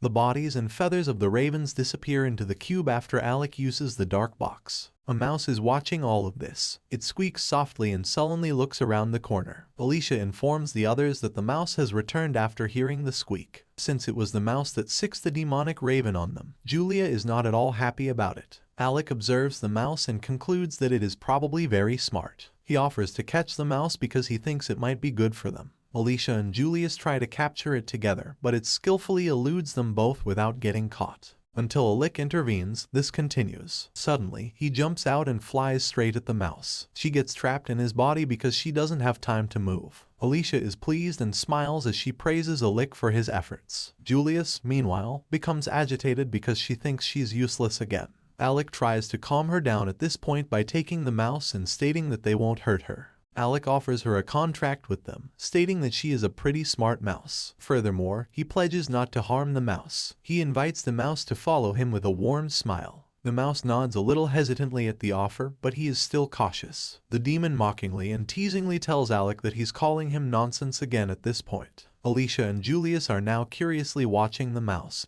who stands boldly in front of them. Alicia believes that the mouse will not become human. Alec agrees with her hypothesis. However, the mouse in front of them dramatically enlarges several times in the next moment. The mouse, unable to realize what has happened, looks around in fear. Julius notices that it is at least standing on its own 2 legs, although it never became human. Mouse abruptly opens his mouth and begins to speak. It fearfully asks what Alec was doing to it and how it got so big. The fact that the mouse can now speak surprises Alec, Julius, and Alicia. With some hesitation, Alec explains that he became its follower, which is why it happened. This explanation is accepted by the mouse. He says that Alec would be happy to try out for his master because he seems strong enough. Alec praises the rodent for his fine speech. Alec says that he will feed him regular and healthy food if he will help him. At this point, he offers a box of delicious lunch that Amelia has prepared. Upon seeing the deliciously prepared food, the rodent quickly and happily agrees. Alec then asks what the rodent's name is. Alec then decides to give it a name on his own initiative. He suggests naming the rodent Tia because he lives and wears tiaras. He claims that the name doesn't bother him. Afterward, Alec asks Tia what the biggest building on the island is. Tia replies that it's a simple question and identifies the necessary course of action. In response, Tia warns them against getting too close to the place. Tia states that a fire beast dwells there, shivering and with a frightened expression on its face. Tia claims that as soon as his crows approached, they all died instantly and could not get any closer. Alec then considered what Tia had said about the fire beast. A little disturbed by Tia's story, Julius suggests that the fire beast might be a ghost. When Alicia hears this, she boldly asks her master to trust her on this. Alec agrees and is happy about it, stating that now it's time for them to go there. Alec, Alicia, and Julius arrive at the right place and look at the huge castle. Compared to the other buildings, what's in front of them doesn't look so dilapidated and unclean. Something dark is floating in the air around the castle with many balloons floating around. Julius shivers with fear and squeaks with alarm. In light of this, Alicia advises that if she is truly afraid, Julius should wait for her and Alec outside. But Julius immediately refuses. She wants to accompany her host, but her voice trembles with fear. She adds that she should have brought an extra pair of underwear with her. Julius looks on with fear and a dose of curiosity as Alicia approaches the large castle and fights all the spirits flying around her with courage and confidence. Tia tells Alec that this building once belonged to a local lord. Tia smiles as he expresses gratitude for his newfound strength and ease in overcoming all challenges. Tia states that he will surely be useful to them because he has much more knowledge. He goes on to say that he would be willing to serve his master forever because Amelia made such a delicious meal. Alec happily agrees to take Tia inside. Alec slowly opens the creaky door. After Julius and Alicia fully open the doors, sunlight streams into the dim hallway. Alicia uses the holy light because the hallway is still too dark. The corridor is lined with numerous knights' armor, one of which is unique. Startled, Julius states that she thought one of the armors had moved. Each knight holds a sword, standing on either side of the corridor. Although all had thin swords and simple looks, some knights stood out. Alec holds out his hands to them. Although Alec can't feel the magic in the armor at the moment, he thinks they may be made of magical ore. He observes firsthand how durable and impervious to magical attacks this armor is. Alicia worries that Alec touching the magical armor could be dangerous, and Julius is obviously concerned as well. However, Alec assures them that they have nothing to worry about. Suddenly, something happens inside the armor. The armor then begins to move, pulls out a sword, and lunges at Alec. Alicia uses her sword to deftly block his attack. This time Alec takes a risk and uses the blade of darkness to chop the armor in two as it swings in for another strike. However, both pieces of armor are reassembled, showing no signs of damage, even after such a strong attack. Alec and Alicia look at the intact armor incredulously. They realize that the armor probably just absorbed the magic that was directed at them. Alec realizes that they will need to use all their strength to destroy this armor, given the current state of the magic. However, he realizes that the building itself might be affected by this situation.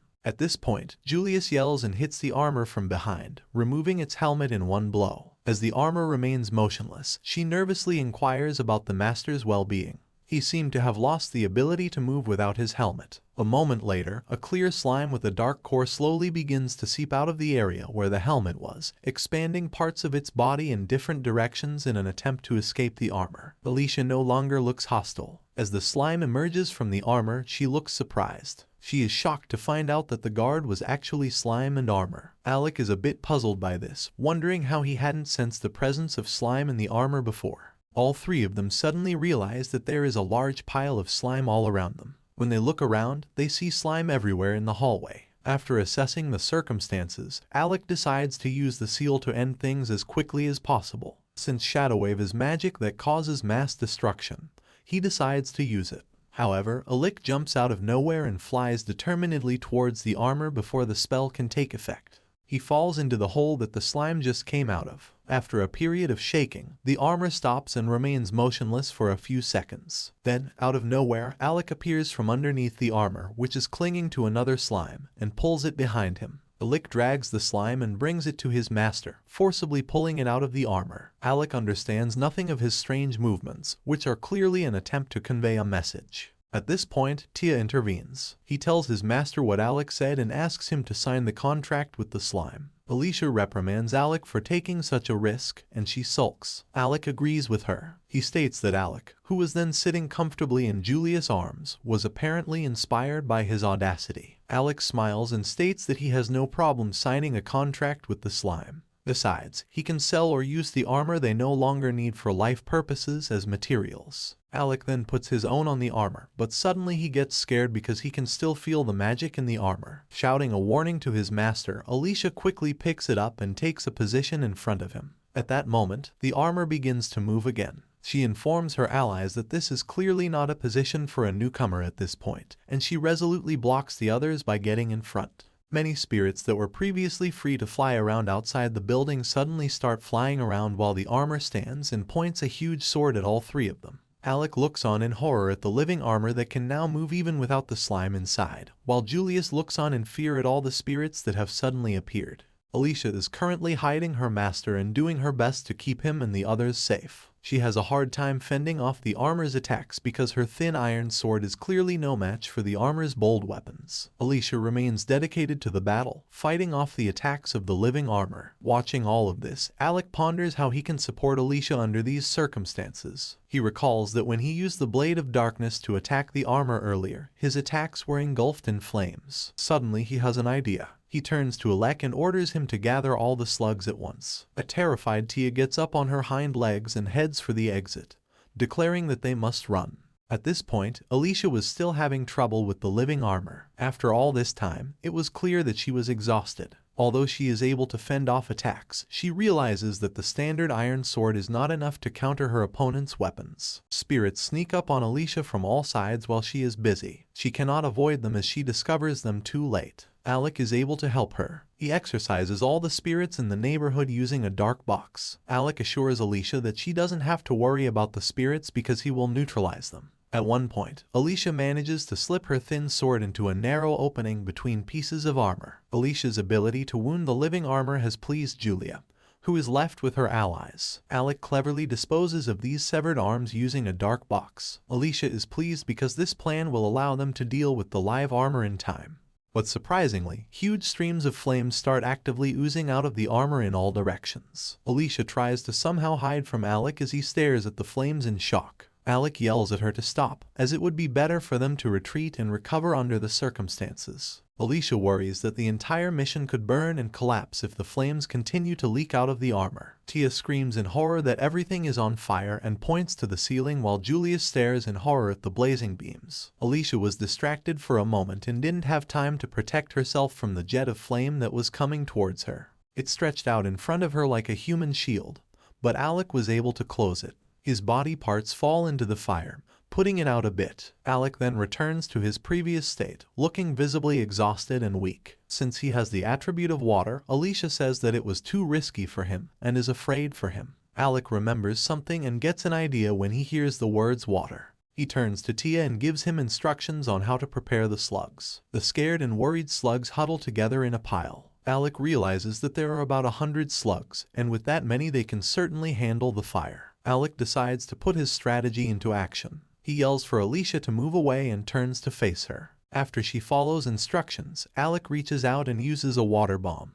A huge stream of water then bursts out of the floor directly under the living armor and completely envelops them. The entire area was submerged in water. Without saying a word, everyone stared in amazement as the living armor was quickly surrounded by liquid. The flow of water eventually stopped. The armor was still in place, and a moment later it fell to the carpet. In turn, it left a large dark wet water stain on the carpet. Alicia walks over to the dead armor and looks at it. She notices that all the flames have been completely extinguished by the stream of water that appeared. Alicia adds that she would like to remove the limbs of the armor just in case. She uses her sword to pierce the armor and the gaps, causing the pieces to fall apart easily. In response, slightly alarmed, Julius backs away from the armor. But suddenly, the armor rises up behind them. Since some of her limbs have already been removed, she stumbles back and forth. Suddenly, a sound like a heartbreaking scream comes from inside the armor. This sudden sound that came from an unexpected place startled all three of them, but especially Julius. In the next second, Julius is already standing behind Alicia, squeaking loudly in fear. Alicia, on the other hand, stands fearlessly in front, ready to fight. Alicia stood in front of him, obviously ready to rush into battle at any moment and defend her master. Alec gathers his thoughts before asking Brainia if she can hear him. "I can hear him just fine," she replies angrily. She adds that she can't see anything at all. When Alec hears this, he looks back at the pile of slugs surrounding the head of the armor, which was resting on the ground. He figures that the armor can't see because it's not there. He puts his armor on, picking up his helmet. Armor then exclaims joyfully that she can now see what is going on around her. She claims to see the Lord's estate all around her.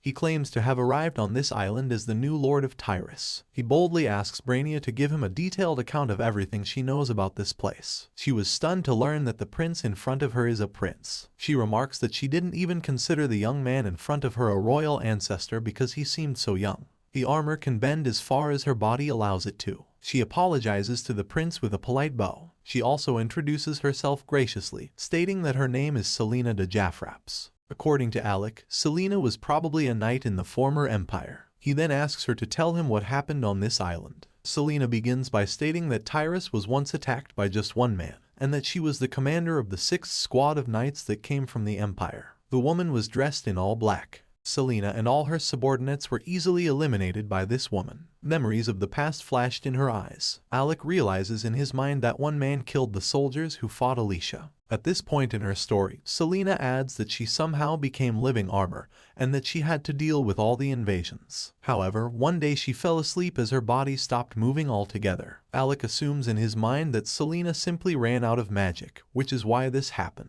The demon is horrified to discover that Selena's soul is trapped in the armor at this point. She is disturbed by their next actions. At this point, Alec believes that the woman who single-handedly took the tiara is definitely not human. The presence of Julius and Alicia behind him interrupts her thoughts. They seem to be asking their host what they should do with the pieces of Selena's armor they are holding. They follow his instructions to replace all the limbs. "That's much better," Selena says, thanking the girls with a wave of her hand. However, her hands start moving independently the next second and begin hitting the girls. In a panic, she claims that her body is not obeying at all. She replies that she can't stop at all when Alicia asks her to stop. Alec then strips Selena of all her limbs with a blade of darkness. She sincerely apologizes for what happened and doesn't get upset. Alec realizes that she was probably given orders to attack everyone alive. Alec interrupts Selena as she tries to defend herself, insisting that she sign a contract with him immediately. She doesn't understand. Alec tells her that by doing so, she will follow him. He implies that she will be able to free herself at that moment. Selena adamantly asks the prince to sign the contract with her, stating that she has sworn to be loyal to the Empire, and therefore to him. The magic that holds Selena captive vanishes as Alec reaches out and signs the contract, and she transforms back into a young girl with long dark hair. Selena looks at herself, not believing what is happening. She is amazed that her body is back to normal. She looks at her limbs, which are back in place, and moves her hands and fingers. She smiled broadly, and tears came to her eyes. She thanked Alec heartily and loudly for his help. She exclaimed with joy that she could never hope for her body to return to normal. Selena's face takes on an unpleasant expression as Alicia looks at her holding her master's hands. She is clearly upset that her master is holding hands with someone else and not her. Since Selena is only touching the prince, a member of the royal family, Alicia rushes to tell her that her behavior is extremely impolite. He asks Selena to show them the island. Selena gladly accepts his request immediately. But immediately afterward, she remarks, apparently carelessly, that she can't even remember the name of the island after all these years. At this point, Julius and Alicia are not sure if Selena can be trusted to tour the island. She doesn't share their enthusiasm, however, all she does is laugh. Alec informs her that Tyrus has been a completely deserted island for decades. However, he simply tells Selena that she will see for herself without giving any further explanation. Afterward, Selena confidently leads the others to one of the doors. The travelers are confronted with a horrible sight as soon as they enter one of the rooms. All the furniture is broken and completely torn to pieces. All of the window panes are shattered. The space is in complete disarray. Alec, Alicia, and Julius are horrified by the scene. According to Alicia, the black woman that Selena mentioned earlier is probably going to blame everything. Observing the dry, ancient human skeletons and individual bones scattered across the floor, Alec agrees with her. They are also surrounded by pieces and fragments of broken weapons. Selena stands with her back to the others. She is holding a tiny shoe, dirty and dusty. Alec calls out to her to find out what's wrong with it, because it's always silent. Selena holds the shoe carefully in her hand, looking at it sadly. She laments that when she sees all of this, she is overcome with the realization that she has failed to protect anyone. Selena continues to speak with a dejected expression, recalling conflicts from years ago. According to her, the woman in black treated everyone the same, including women, knights, and even children. According to Selena, none of them deserved to die like that. She also recalls dealing with many travelers when she was in armor. Selena's eyes begin to fill with tears as the story progresses. Not knowing what else to say, she stops. Alec and the others silently look at her with pity. Selena suddenly states that she and her friends should have died years ago. Alec listens to her, then tries to cheer her up with a soft smile. He tries to change the topic of conversation a bit, telling them to be happy that they managed to find an administration building that hasn't been destroyed yet. Right now, Julius and Alicia are studying the literature that has preserved so little. Raising his voice, Tia asks his master for permission to bring his friends. He claims that he can rid the island of monsters because there are no more fire spirits. Alec agrees with him. Alicia says that they have a lot of work to do before people can live there after looking around the old room. Alec goes on to say that in that case, they will only use the money they earned from Lobrian's store for now. Alicia advises them to go back. Alec agrees with her and looks at Selena with concern. Selena is looking out the window with a dejected expression on her face when he calls her. She turns to Alec, recognizing that she has been summoned. He asks her to organize the current residents for the time being because he says that people won't be able to live there yet. He states that he wants Selena to take on the role of Tiara Protector. She is taken aback by these words. Alec responds by confirming what he said when Selena asks again in shock. According to him, Selena will undoubtedly be in charge of protecting the locals from demonic raven attacks. When Selena hears this, she instantly takes a confident and serious look, stating that they can trust her on this and that she will never let them down. Selena's fist clenches. She only believes that this time she will be able to adequately protect the islanders. Asking Alec where her new residents are, she does so happily. Alec replies that everyone is already gathered in the common room by Alec and Tia. Selena is beyond excited and immediately heads to the common area. To stand in front of her residents and give a rousing speech, she opens the door to the small terrace. She smiles broadly as she tells her citizens that from this moment on, she has been appointed to be their protector. However, Selena abruptly stops her stirring speech in front of her citizens as soon as she looks down at them. A huge group of mice mixed with slime has gathered on the floor of the common room below the terrace, where Alec, Julius, Alicia, and Selena are standing. For several moments, Selena stands in a daze, unable to comprehend what is happening. The constant squeaking of mice and the sounds of slime surround her, and she begins to feel dizzy and her body begins to shake. Selena then screams, and instead of focusing on the inhabitants, she asks what that swarm of mice and slime is. She then faints, which really scares Julius. Selena stood quietly among her citizens, having woken up from her fainting spell. She read the document in her hand and stood smiling, stating that there are approximately 1,000 lives and 1,000 mice in total. According to her, this represents the entire population of the island. The demoness studies it all with genuine interest. She reminds Alec that his magical power doubled earlier when the Cyclops joined him. She bitterly warns Alec not to recruit any of these utterly useless creatures as followers. Alec doesn't even listen to what she says. Moreover, he expresses mild offense, telling her that it is clearly inappropriate for her to discuss who is useless, and that his newly acquired followers might even be useful. She becomes enraged upon hearing this and demands that he repeat it again. Alicia draws Alec's attention away from this discussion. He turns his face toward her as she turns toward him. The tiny slime rests comfortably on Alicia's hands as she stands there looking concerned. She states worriedly that slugs need water to survive. Unfortunately, the island of Tyrus is not at all rich for Selene and her many new residents. There are not many edible resources on the island. This is due to the fact that a sea of unusable water surrounds the island on all sides. Although there is plenty of land on the island, it is completely unsuitable for any form of agriculture. Selene then presents her solution to the problem. She points to the sky where a large number of demonic ravens are soaring. She recommends trying to eat the meat of these demonic ravens. However, Tia is clearly against this idea. With tears in his eyes, he cries in horror that this should not be done, as he has no idea why mice hunt huge bloodthirsty crows. Selena then takes the lead.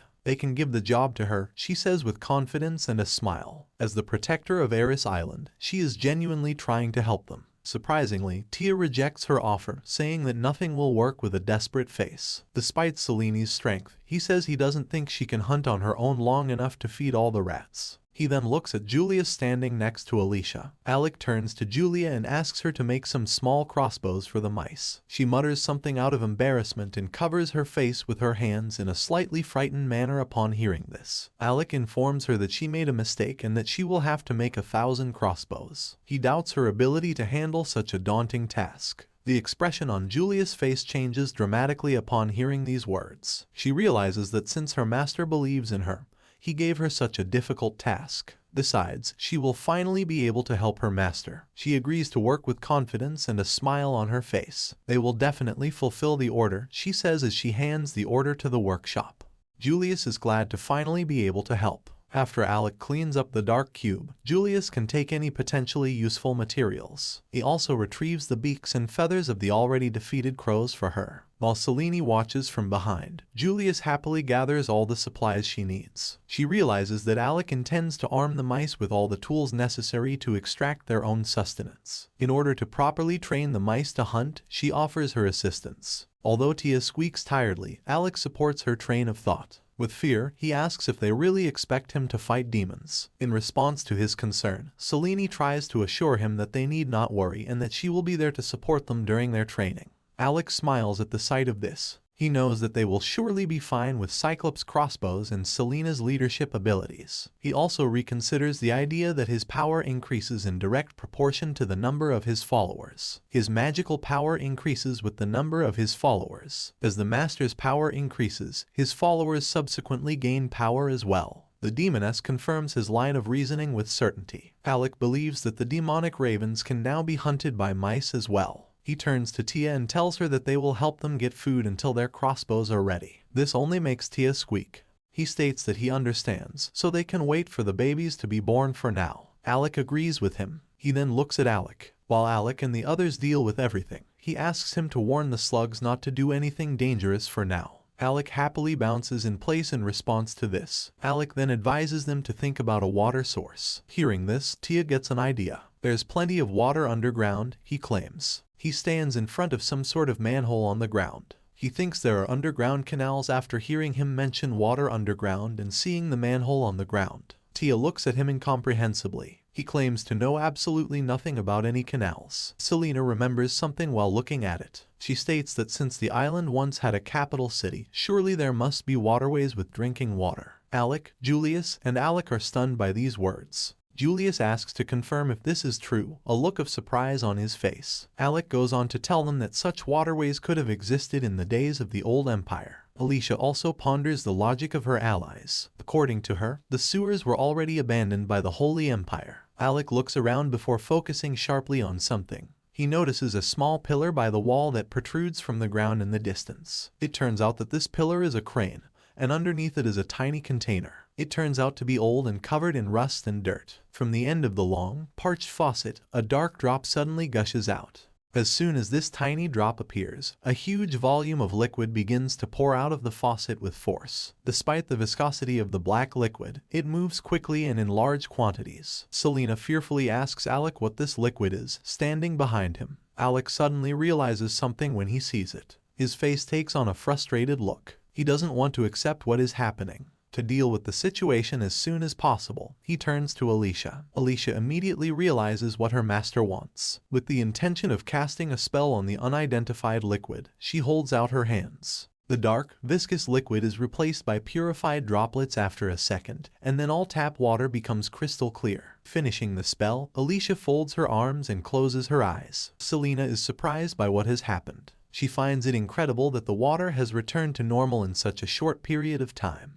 Alec approaches and examines the spring. He realizes that his thoughts were correct. Alec thought that the reason the magic was so dark, viscous, and inappropriate for darkness was because it contained dark magic. He asks Tia to try the water with the other mice. Tia agrees. He says they can use the leaves to drink or drink the water that way. Several mice happily start drinking the water. He turns to the gentleman, making sure that the water is safe to drink and that everything is okay.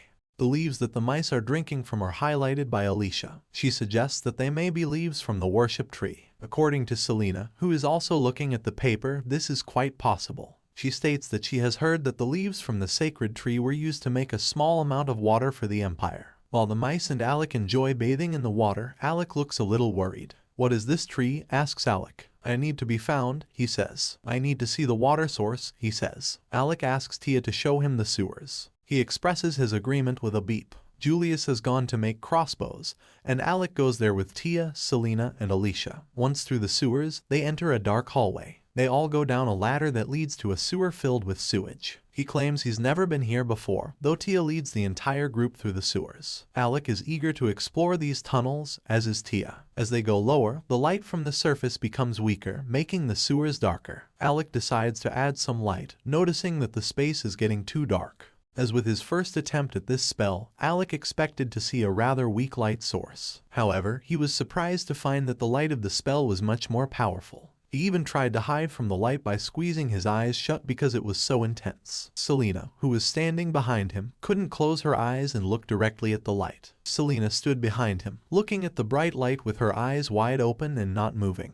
He knows he needs to be very careful when using his powers. Alicia looks alarmed. Despite having learned the skill from her, she quietly and puzzledly notes that her master is already very skilled in holy magic, even more so than herself. She laments that her master won't be needing her for a while. In response, Alec tries to reassure her, stating that he will always need her and that this is not true. She says with a bright smile that her master doesn't need to worry because she will use her fire magic to protect him in any danger. Alec and Alicia experience mental flashbacks after learning about Selena's fire magic. They recall how jets of fire burst from Selena's body when she was encased in her armor during the battle, nearly destroying the entire building. With a disapproving expression on their faces, they inform Selena that they already know about her fire magic. Apparently unable to remember what happened, Selena cannot understand their response. Selena then agrees when Alicia asks her to show her seal. With burning eyes, Selena declares that her seal is bubbling blood, showing her obvious pride in it. Dana's seal strengthens her closest allies and enhances her combat abilities with fire magic. Alec is obviously interested in this, considering that bubbling blood is a relatively rare and powerful seal. He's pleasantly surprised. When she hears this, Alicia replies that it's no wonder they were so attractive at the time. However, she quickly corrects herself after saying this, stating that it was just very warm. Selena just enjoys her words, not understanding them. Alec says that they should move on, and decides to change the subject.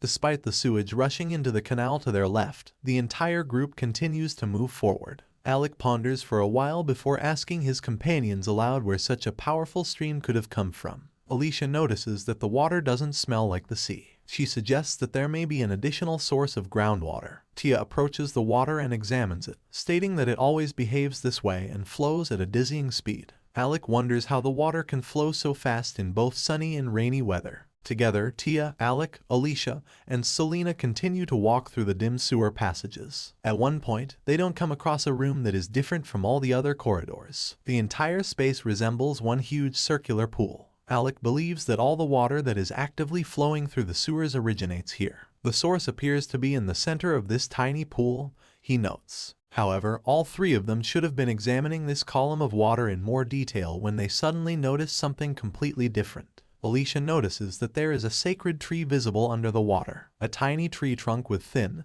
completely leafless branches. This sprout is undoubtedly a sacred tree, according to Selena. However, neither Alicia nor Selena know what happened to it or, more importantly, why the tree is completely black. Clearly, they are both disturbed by what they are witnessing. Suddenly, a huge amount of dark magic begins to seep out of the sacred tree through the surrounding water. Electrus tries to hide from the powerful flow of magic, while Tia is alarmed and warns her allies. He boldly declares that he can protect Alicia, Selena, and the other two from the evil magic. He also informs Alicia that they must remove all dark magic from the sacred tree. Alicia immediately understands her master's instruction and gets to work. Intending to use the same spell she used to purify the water earlier on the surface, she stretches out her hands and concentrates. The black water begins to lighten slightly as she works to purify all the available water, but only in certain areas and not as quickly as before. Alicia suddenly realizes that something is wrong. She apparently realizes that her spell isn't working correctly, even with all her efforts. She is shocked, admitting to her friends that she probably doesn't have enough power. She notices that the darkness is appearing much faster than they can remove it. Alec assures her that in order to make it easier for Alicia to clear the water, he will try to contain this darkness. As Alicia continues to use all of her powers to cleanse the polluted water surrounding the sacred tree, Alec pulls out a cube of darkness to rub away the dark magic in an attempt to make it easier for them. As the dark magic continues to erupt, the water begins to boil and splash eerily. Selena speaks up sharply. The water has already cleared, she informs her friends. Alec and Alicia are obviously both shocked and scared because they realize that despite their best efforts, the water couldn't have cleared so quickly. Puzzled, Alec asks why the water evaporated so quickly. Amidst the clusters of evil magic in front of them, an unidentified figure suddenly materializes. A ghost hangs in the air. It resembles a human skeleton, but only its upper half is wrapped in a tattered, torn cloak, fragments of which are scattered in all directions. Alec is shocked, because he obviously didn't expect to see a ghost in this place. Selena, on the other hand, is completely fearless. Instead, she feels motivated to fight. She tells her friends that they can give her a ghost as she rushes forward.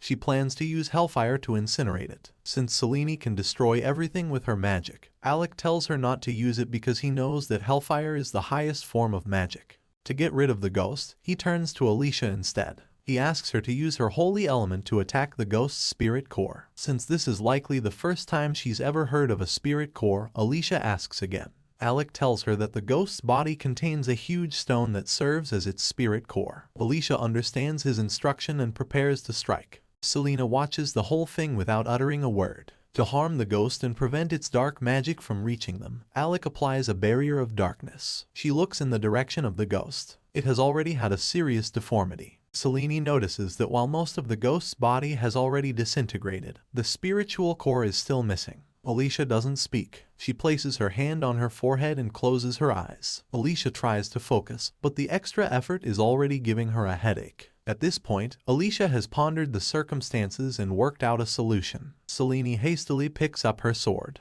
She then turns to Alicia and asks her to apply her holy magic to Selena's sword. After a brief moment of confusion, Alicia realizes what Selena is talking about and uses a spell to reach out. The huge sword made of Selena then begins to glow brightly. She confidently takes it with both hands and assumes a fighting stance. Selena then confidently moves the sword in her hands and rushes towards the ghost to launch a direct attack. Amazed, Alec and Alicia open their eyes to look after Selena. Selena is able to get a better look at the ghost's body as she gets closer. There, in the center of the bones and under his cloak, a faint light can be seen. It is the center of spirituality. Selena confidently leaps over the surface of the water and flies past the ghost, delivering a blow that penetrates his body and strikes the spiritual core. The ghost's body then begins to disintegrate and disintegrate. The remains of its body are scattered, and numerous tiny spirits are formed at each bottom. Her eyes light up with happiness as she turns to face her friends. Selena then drops to one knee, standing on the cliff. As if reporting back on her sterling service,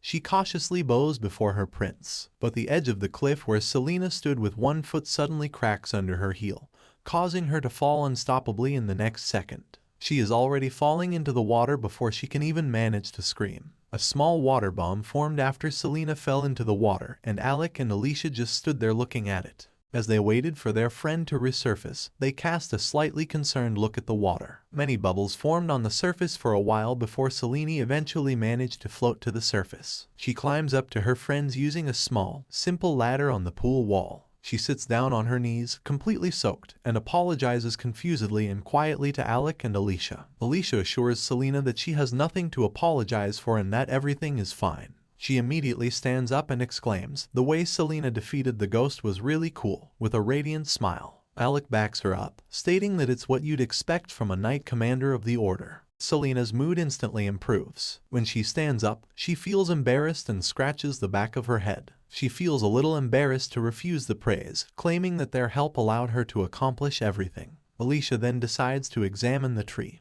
which is now clearly visible because it is no longer obscured by the constant stream of black water. The tree seems to have died along with the ghost, she says, glancing up at him. He turns to ask Alicia something. Just in case, he asks her to use holy magic to check the withered holy tree. Alicia follows the wizard's instructions using her holy magic. Everyone in the room is surprised when the room suddenly begins to glow. While Selena looks at the tree with fascination, Tia squeaks happily and points to it. The tree has come to life thanks to Alicia's holy magic. Tia takes a few drops in his hands and spreads his arms wide. After tasting the water, he joyfully declares that it tastes excellent. Alec agrees with him. He also states that this water is drinkable, and that it can even be used to make a weak recovery potion. Selena holds out her hands, which are smeared with numerous drops of water. She is emotionally excited about the variety of qualities this water has. Tia is also excited and has already begun celebrating their noteworthy accomplishment. Alec exclaims that the city will no longer have water problems if the underground pipes are cleaned.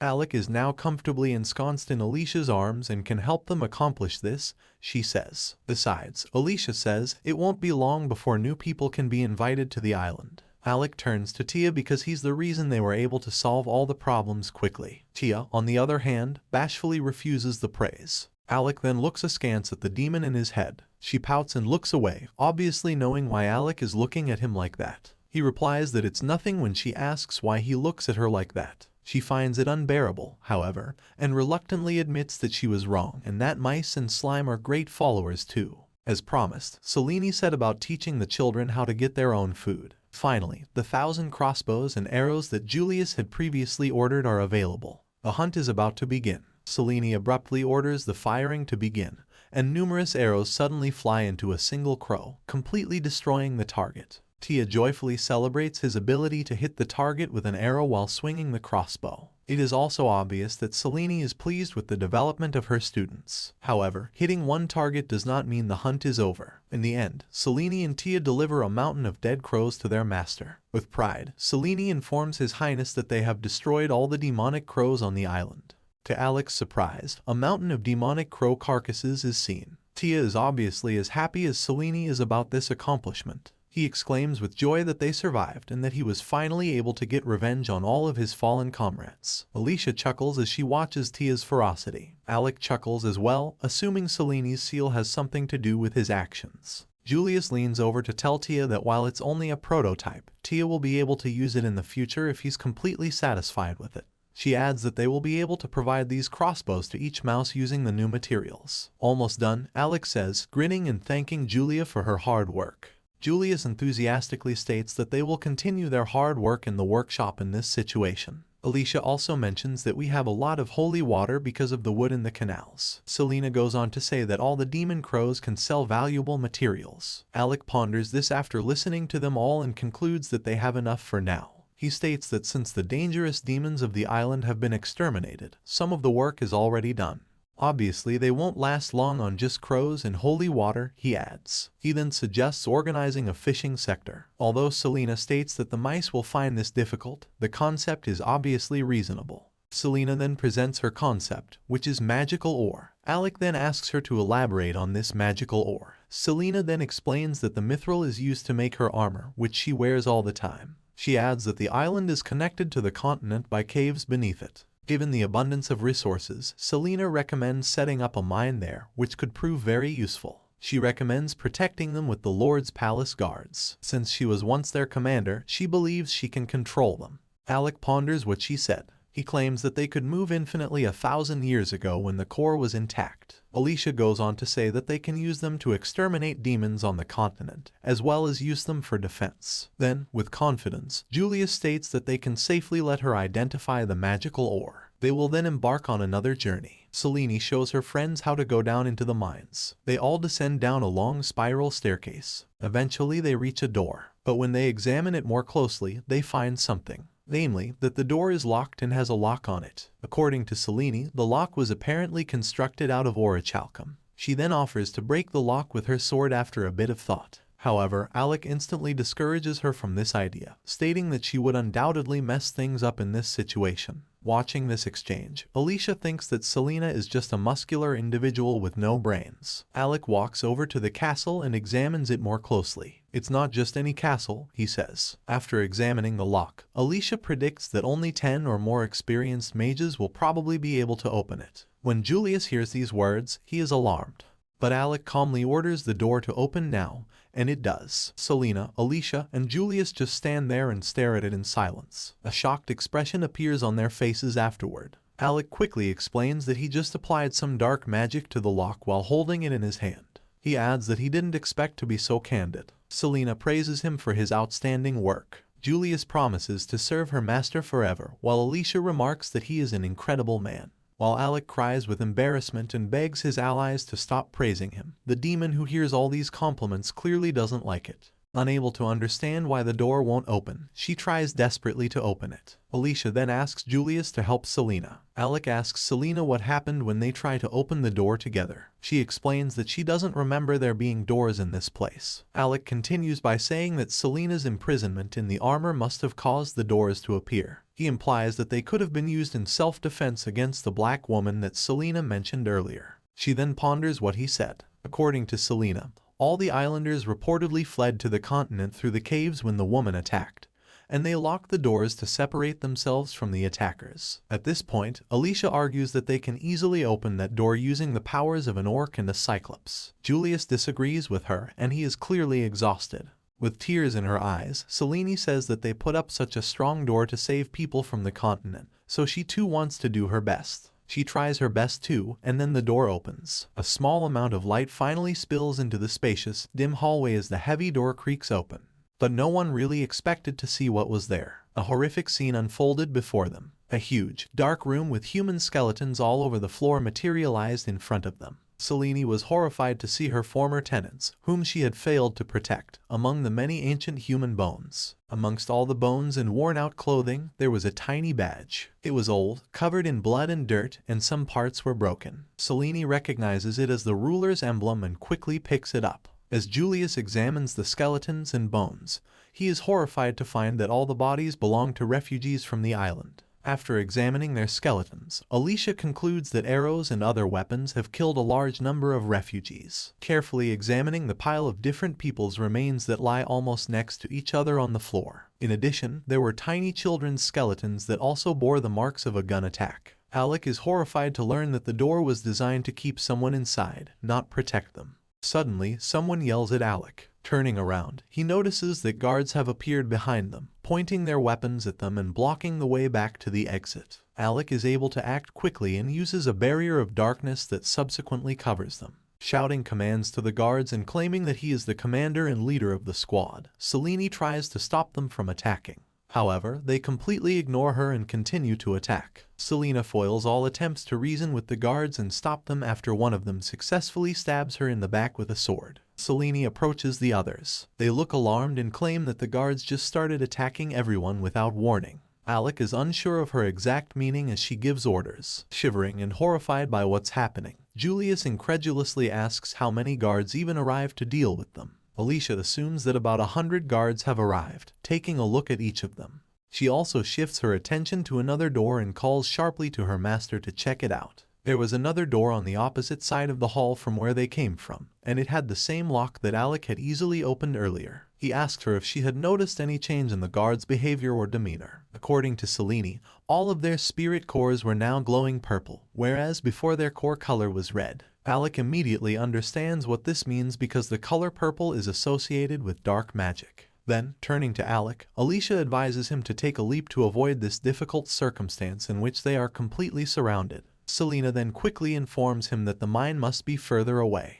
The four then make the decision to head further into the caves rather than just remain stationary. A large group of guards burst into the room behind him as they escape through another door. They enter a huge cavern, dashing down a narrow corridor. There were several levels in it. Julius looks at it with admiration while Alicia and Alec are surprised. According to Selena, this place is the central mines of Tyr. But while they are having their brief conversation, the guards who have been following them all this time are already approaching. Alec turns to Selena, begging her to keep them safe. Selena immediately agrees and grabs her own. Concentrating, she unleashes her fire power, creating a powerful stream of flames. Trying to protect herself from the powerful streams of fire, Alicia takes a small step back. She turns to face her master and asks him to act immediately. He starts working and summons many tiny black spheres that float in the air using his seal. He jumps on these spheres, causing them to travel almost immediately to the spiritual cores of the guards. And using these spheres, Alec will quickly destroy the dark magic in their cores while they are blinded and disoriented.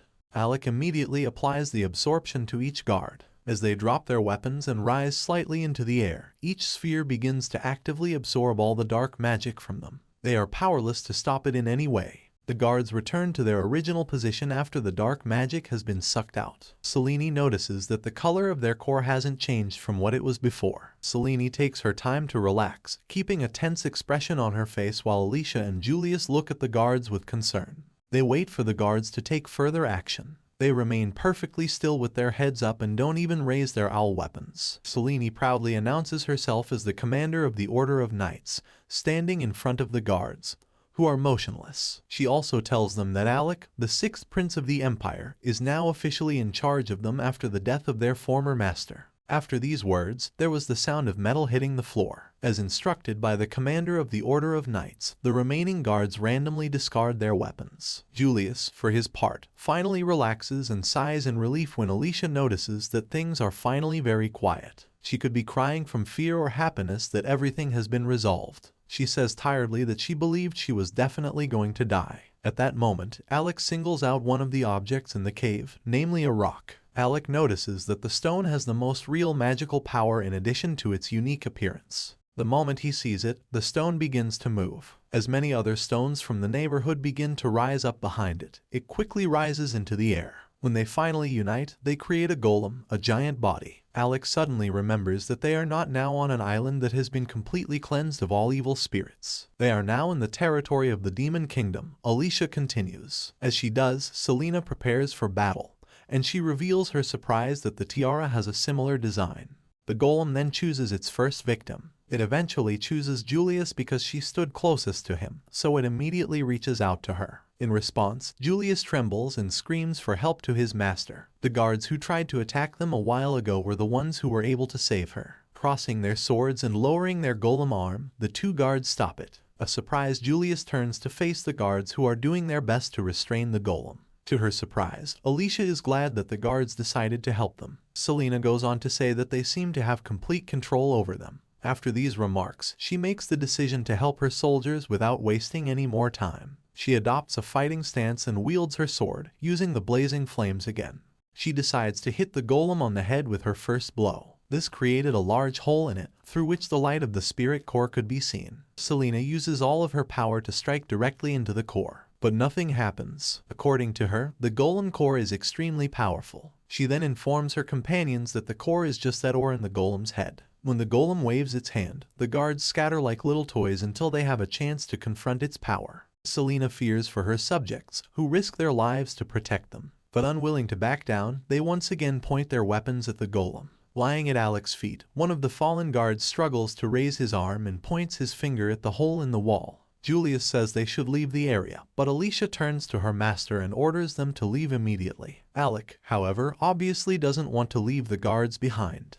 After thinking for a bit, he decides to do something about it. In front of the fallen guard, he kneels down and asks if he and his companions want to follow him. The guard hears this and listens to him intently. At this point, there are many golems in his place, though the remaining guards are still fighting the golem. He is joined by at least 4 equally large golems. They continue to destroy the guards in a rage, hurling them to the ground with heavy blows. However, the golem doesn't have time to realize what happened because his entire left arm was suddenly ripped off in an instant. A new group of guards appear in front of him as he looks forward. They clearly do not look like their former comrades. Their weapons and armor remain the same, but now an unknown, threatening aura surrounded them. The guards then launched another attack, but this time each blow they delivered had the ability to completely destroy the body parts of the golems. Selena decides to support and join her subordinates, witnessing their valiant efforts to protect their commander and master. Telling her subordinates that they are doing a fantastic job and that she will join them, she draws her sword again with excitement and eager for battle. Along with Selena and the guards, the battle eventually ended after a fair amount of time, obviously in favor of Mr. Alec's group.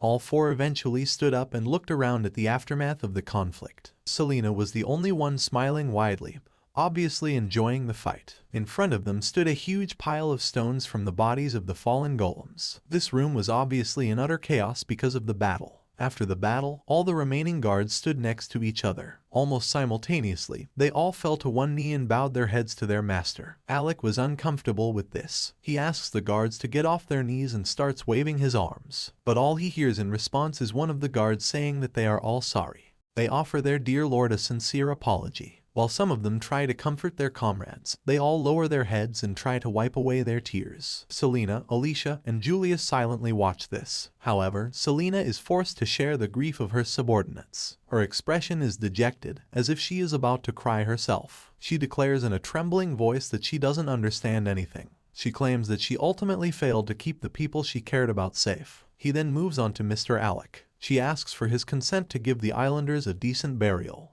The knights are encouraged upon hearing this. Their eyes fill with tears again, but this time they weep with joy rather than sorrow. They express their heartfelt gratitude to their lord for showing them such mercy for their fallen comrades. The group then decides to look through the stones that are left of the golems' bodies. They discover the golems' spiritual centers among them. Alicia asks what they should do with one of them after holding it in his hand. Julius worries that the golem might come back to life. According to Selena, golems can't be turned into servants. Alec finds this rather discouraging because they could be useful. He decides to give it a try by holding one of the cores. Alec placed his hand on the stone golem's head, sitting on its left shoulder. With a smile and excitement in his eyes, Alec announced that the stone golem had finally agreed to work for the prince. As expected of their master, the three young girls were ready to mingle. The guards then began to serve the young prince, and he gave them all names, deciding to call them the Legion of Steel. Unfortunately, however, they do not remember the moment they were ordered to take the lives of all who were still alive. But the island would surely be safe with the Legion of Steel. Raising Polly, the young prince gave his guards orders to guard the mines and assist in the extraction of magical ore. When the dark-haired girl with a very sweet smile and great joy in her eyes saw the huge mountain covered with priceless stones, she exclaimed that it was absolutely amazing.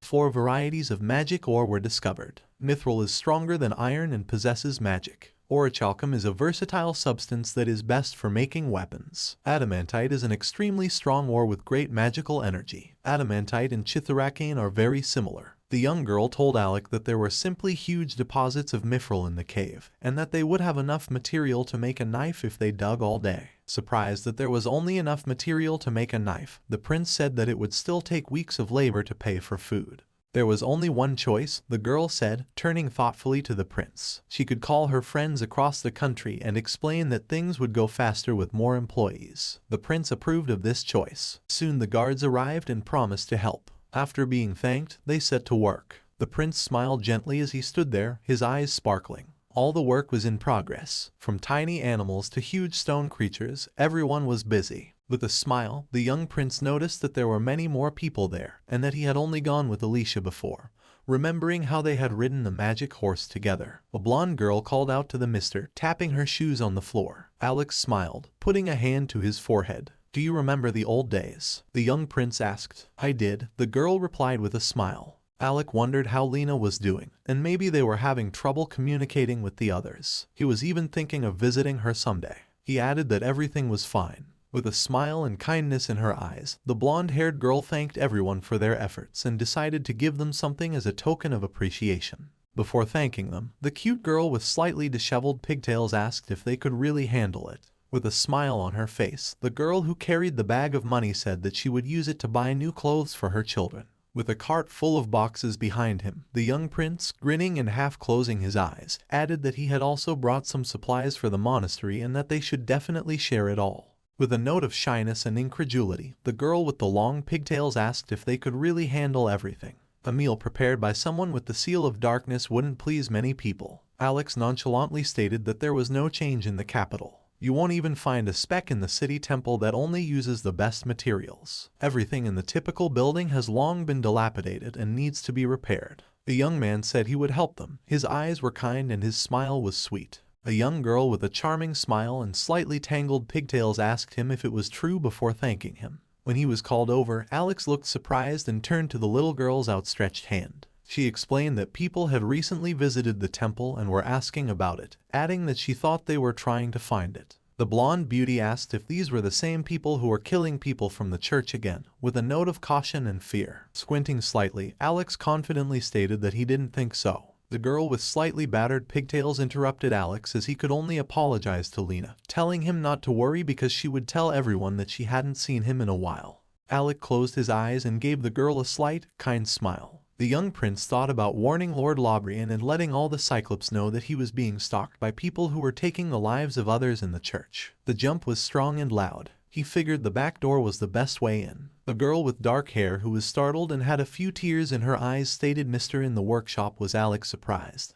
The blonde girl asked if the church had arrived. That can't be right, shouted Alex. When they entered, they noticed a girl talking to a man. Stunned and a little frightened, Alex asked if it was Iris and why she was here. Trying to figure out if he was thinking correctly, Alex stared dumbly at the stranger before he suddenly remembered that she was a member of the Adventurers Guild. Alex also mentioned that she looked a lot like Iris. The prince was curious about her identity. Alex kept thinking about why she had decided to see him. The stranger, who turned out to be Iris, suddenly said that she had heard he was a skilled craftsman and asked him to make a sword out of it, giving the man a horn. As he stared at the object, the man cried out in awe that it was the horn of a black dragon. The blonde girl wondered if she was really strong enough to defeat the black dragon. The young prince expressed his disbelief at her ability to defeat demons. Alex also concluded that it was confidential. Throwing Alex a startled look, the blonde girl called out to him and asked him why he was in such a hurry. Utterly horrified and confused, Alex assumed it was a stranger, perhaps someone he knew. The stranger, who Alex thought looked like Iris, gave the man a bag of coins. The stranger claimed it was payment. The man was completely shocked and confused by this. Normally a sword doesn't cost more than 1 gold piece, the man exclaimed. For the sake of her plan, the stranger asked him for a better sword, telling him that there were 100 gold coins and that many people had told her about it. Alex questioned the plan and suggested that she probably intended to kill a very powerful demon. The man said that was too much because he was shocked. The dark-haired girl caught everyone's attention and with a charming smile introduced herself as Julius, the head blacksmith. She promised to try to finish her work as quickly as possible, but it would take about an hour. The dark-haired girl interrupted the stranger and asked if she could ask a question because she wanted to talk to the stranger as she pushed the bag of money. The stranger then asked if His Highness Alex, their master, was present. The dark-haired girl's shocked face was studied by the straight man, who also showed signs of incomprehension. The dark-haired girl replied that the gentleman had left for the capital a few days ago. The stranger's only reply was that she understood. Many people in the city praise him and say that he saved the city and that this city would have been destroyed without his help, the blonde-haired stranger said. As she continued her long monologue, the stranger asked if this town had really been saved by that cursed prince. The young prince and the blonde-haired girl stood in the doorway behind her. The blonde-haired girl with a furious expression started talking,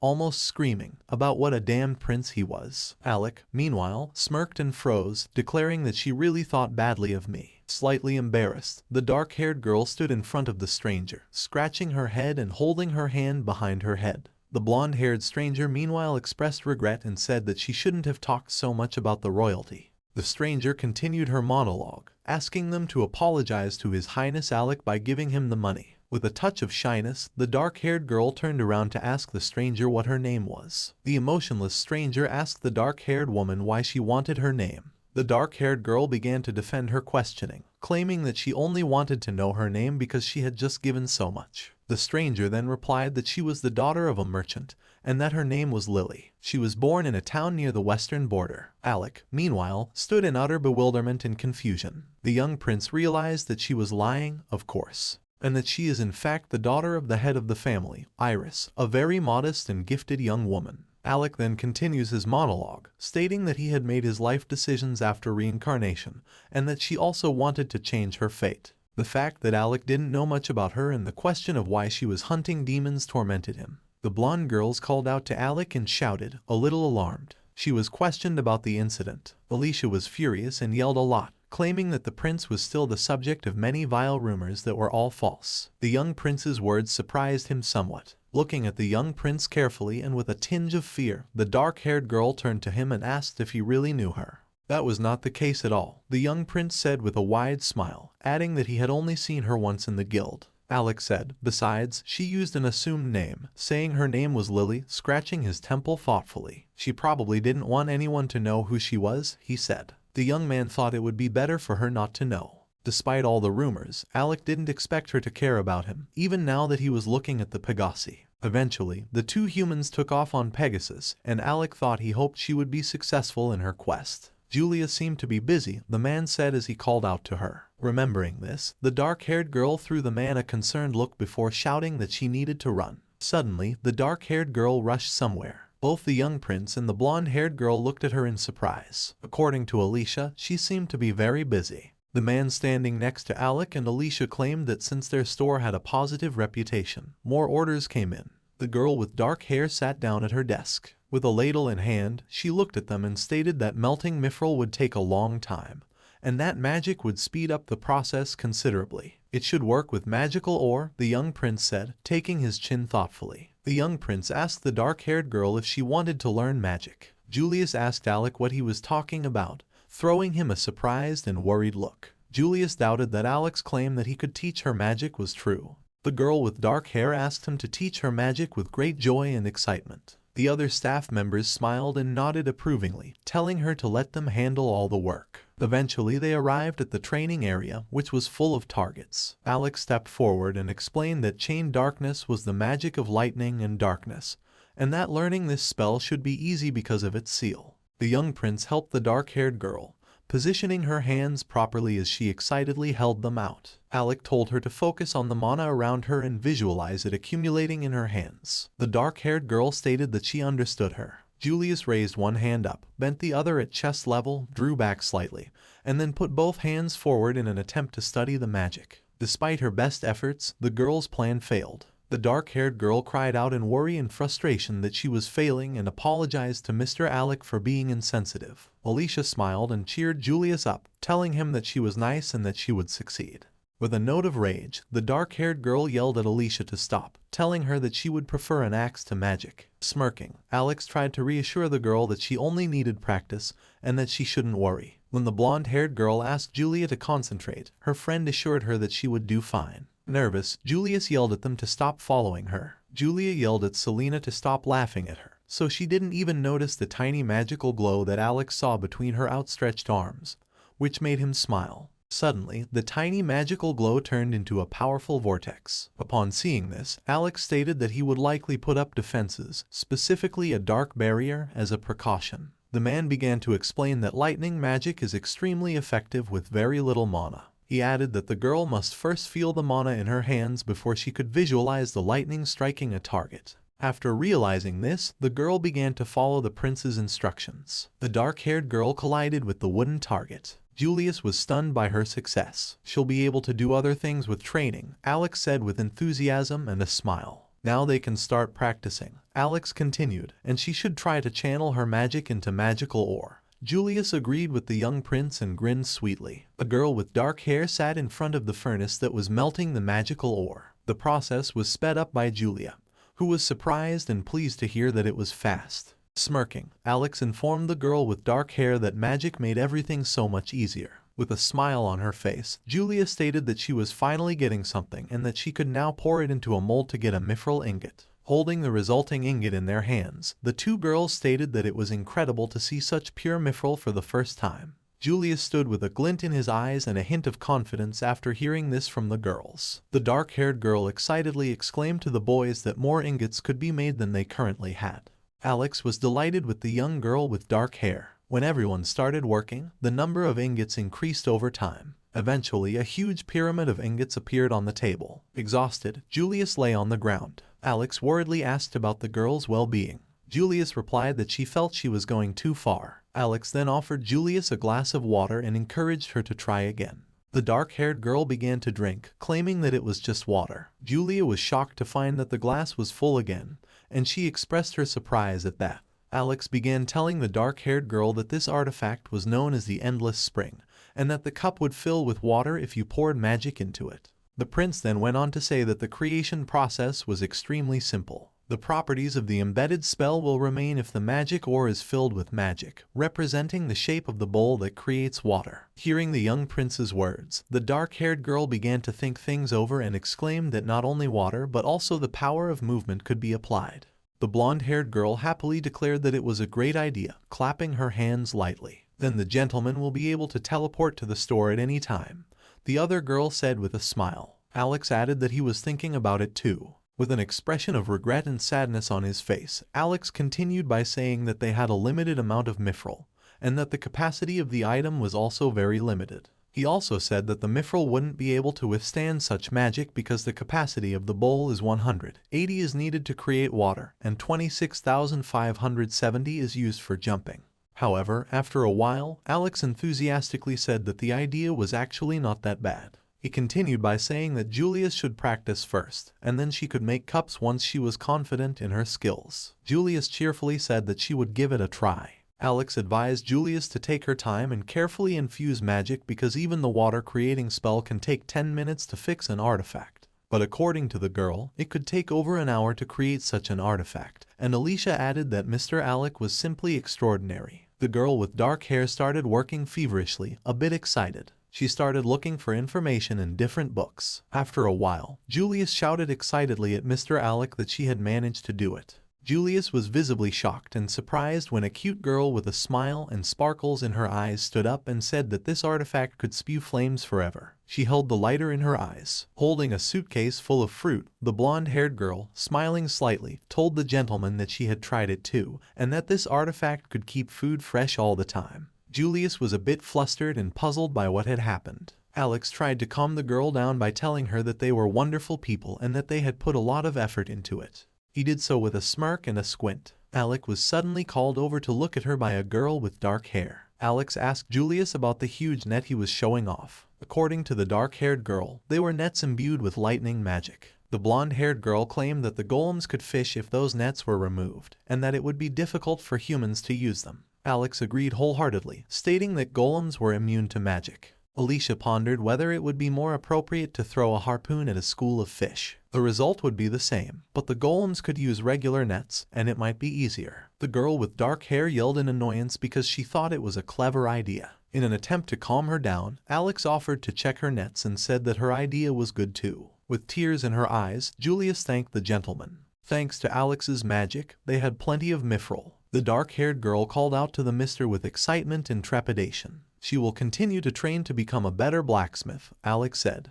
The dark-haired girl went on to say that she would make an artifact that would make everyone else jealous. Alex said he would be interested in the outcome and both girls agreed with Julius. The prince replied that she didn't need money when the pretty girl turned to Alex and asked him to give her everything. With a note of indignation, the girl asked him to give her at least a small amount because he had up to 100 gold coins, and assured her that he would pay him back every last penny. Alex thought that he was incredibly happy and that he had such wonderful followers. The young prince's attention was caught by a kind girl who shouted at him to pay attention to her. A blonde-haired girl sits on the roof of a tall building, and the wind makes her cloak flutter slightly. She is carefully looking at the beauty of the city's neighborhood. Suddenly, someone starts moving between the buildings of the city and rapidly approaches Alex, who was on the roof of the building.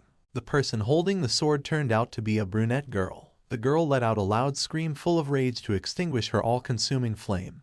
Blazing blade. Alex looked at the flaming blades that flew at him with fear in his eyes, and for a moment he summoned a dark trap. Suddenly, the sharp, flaming blades that were rushing straight at him froze in mid-air. The young prince held these flaming blades in magical spheres that were surrounded by chains. The girl was amazed and didn't understand how he did it. She asked him if he blocked her flaming blade, bulging her eyes. That was exactly the case, Alex stated, looking both frightened and tense at the same time. He surprised her, the girl said, smiling widely and thrusting her sword forward. The residents watched them with curiosity and surprise as the smile on her lips grew even wider, and loud noises erupted. With a loud shout, the girl summoned Inferno. The sky above the city was shrouded in complete darkness as a huge vortex was created. Both the girl and the people of the city looked up at the sky in amazement. The sky was black, not just dark. A magical dome materialized over the island, blocking the path of the destructive raging huge vortex. With a threatening, unperturbed expression, the young prince raised his hand and encased the vortex in a chain magic ball. The vortex raged inside the island as the magic ball hovered above it.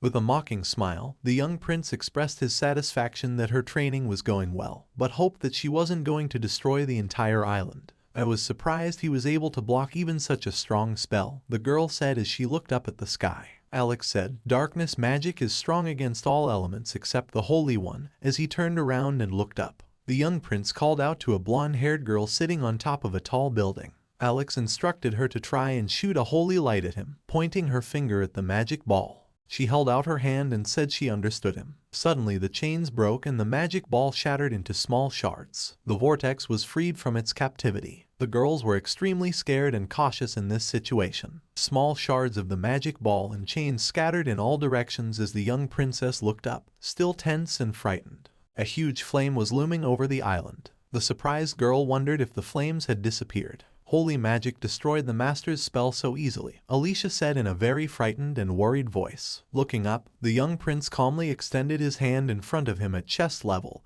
and explained that it was full of the opposite of his dark magic, which represented protection and healing. With a wide smile and a determined fist in his chest, the girl declared that it didn't matter and that he was still the strongest. "No demon can resist his magic," she declared proudly. However, she abruptly grabbed her chin and began discussing the Holy Church thoughtfully. "All of their people who are involved in taking other people's lives have strong holy magic," the young prince said, looking away. Alex said there was nothing he could do and that he just needed to get stronger to deal with them. He turned away and closed his eyes. The magical dome enveloping the island began to fade as the young prince snapped his fingers. The mood of the people of the city improved as the sky above it brightened again. At least they had a town that the church didn't know about. Alex agreed with a satisfied smile from the girl. The young prince believed that Julius and her family were establishing a steady production of mithril, and that their city would be secure if they could provide an artifact that could withstand the jump. With the artifacts, the supply of goods would be instantaneous. Suddenly, a loud shout came from above. The young prince asked what it was, turning around and looking up. The girl looked up as well and stated that the noise was coming from the watchtower, shielding her eyes from the light. Alicia called out to Alex, pointing in the direction. As they approached the island, Pegasi and a huge flock of crows could be seen in the sky. Someone asked if it was a flock of demonic crows. Probably not, according to someone, and they disappeared from the island after being destroyed. They were shocked to see Pegasi there and people on them as they were already approaching the island. Remembering that he had seen people on Pegasus before, Alex felt very worried and scared. Suddenly turning around, the young prince waved his hand. He gave the order for everyone to prepare for battle. Alicia's eyes were very angry as she shifted her eyebrows and looked at him. The brunette told the arrows to be ready with a glance at them. She ordered them to aim for the Pegasi. They were dressed in church robes when Alicia shouted sharply to Selena to wait. Thinking it wasn't Iris, the young prince looked at her in disbelief. When they turned to face the man sitting on the Pegasus, Alicia stated emphatically that there could be no doubt about it. Alex moved his eyebrows and eyes forward. One of the girls sitting on the Pegasus had black eyes and a very sullen look. The other was smiling sweetly, but then her smile turned evil. They had a crossbow with arrows that were as sharp as their daggers. Holding out her hand, Alicia ordered everyone to ready their crossbows and shoot down each Pegasus. The archers stated that they were waiting for the order and that they understood. The young prince shouted for them to stop. With a blank expression, Alicia turned to him. Alex told her that perhaps these men were not from the temple and that they were killing someone. The young prince then ordered them not to shoot. The archers started shooting at the crows and they celebrated their victory when the birds touched the ground. The girls stood with the young prince as the Pegasi finally landed in front of the main entrance. All three frowned and cast the uninvited guests an angry look. The new arrivals approached them. One of them smiled and placed a palm on his chest, asking if he was the sixth prince of the empire, His Highness Alec. The young prince continued to look at them sternly, stating that they were right. These girls were extremely powerful holy mages, Alicia whispered to the young prince, covering her mouth with her hand. Alex asked her to shut up without even looking at her. He frowned even more and asked why they had come. They were sent to drive the devil out of these lands, the happy girl explained. The second unexpected guest remained serious and kept her eyes on the young prince. Alicia looked at them incredulously and somewhat suspiciously when Alex asked, "What the hell?" The young prince thought about what the two girls were saying about the devil girl, and imagined how alarmed she was. Alex turned away and frowned, assuming that it was an ordinary demon of lower rank, not a devil. Alex said that there was no devil here after looking at the unexpected guest without much interest. Devils are very good at lying, the girl said with a charming smile. The second girl reached under her cloak after the young prince assured them that there could be no devil. She pulled out a magic stone that had some sort of symbol painted on it. In that case, they said, they would track him down on their own. The girls raised their eyebrows and suddenly extended their arms in a threatening manner before pointing the stone at the young prince. Alex leaned slightly sideways because he was a little afraid of the stone. Opening their mouths, the uninvited guests stared at him in disbelief. The devil girl clenched her eyes and opened her mouth in horror, exposing all her fangs. The unexpected guests stared at the young prince with surprise and bewilderment. Alex turned his head sideways, covered himself with his hands and opened his mouth slightly. He also raised his eyebrows in awe. The girls then turned to face each other, and one of them asked in surprise what had happened. The other girl was ordered to get ready by one of the girls. They did everything right, the other loudly declared. Alicia put her palm to her chest and laughed loudly and angrily. She screamed that they weren't very smart and that they couldn't get rid of her with shit like that. They screamed for the devil to appear to them and they raised that magic again. When the stone began to glow brightly again, the young prince closed his eyes and covered his face with his hand. He said he couldn't see anything and angrily asked what the light was. The unexpected visitors threw a startled look at him. In addition to frowning her eyebrows and saying that it was extremely impolite, Alicia also asked if they had forgotten that there was a prince in front of them. The unexpected visitors were a bit surprised and didn't know how to answer. Then, stuttering slightly, the unexpected visitors knelt down and bowed to the young prince on the floor, apologizing to him.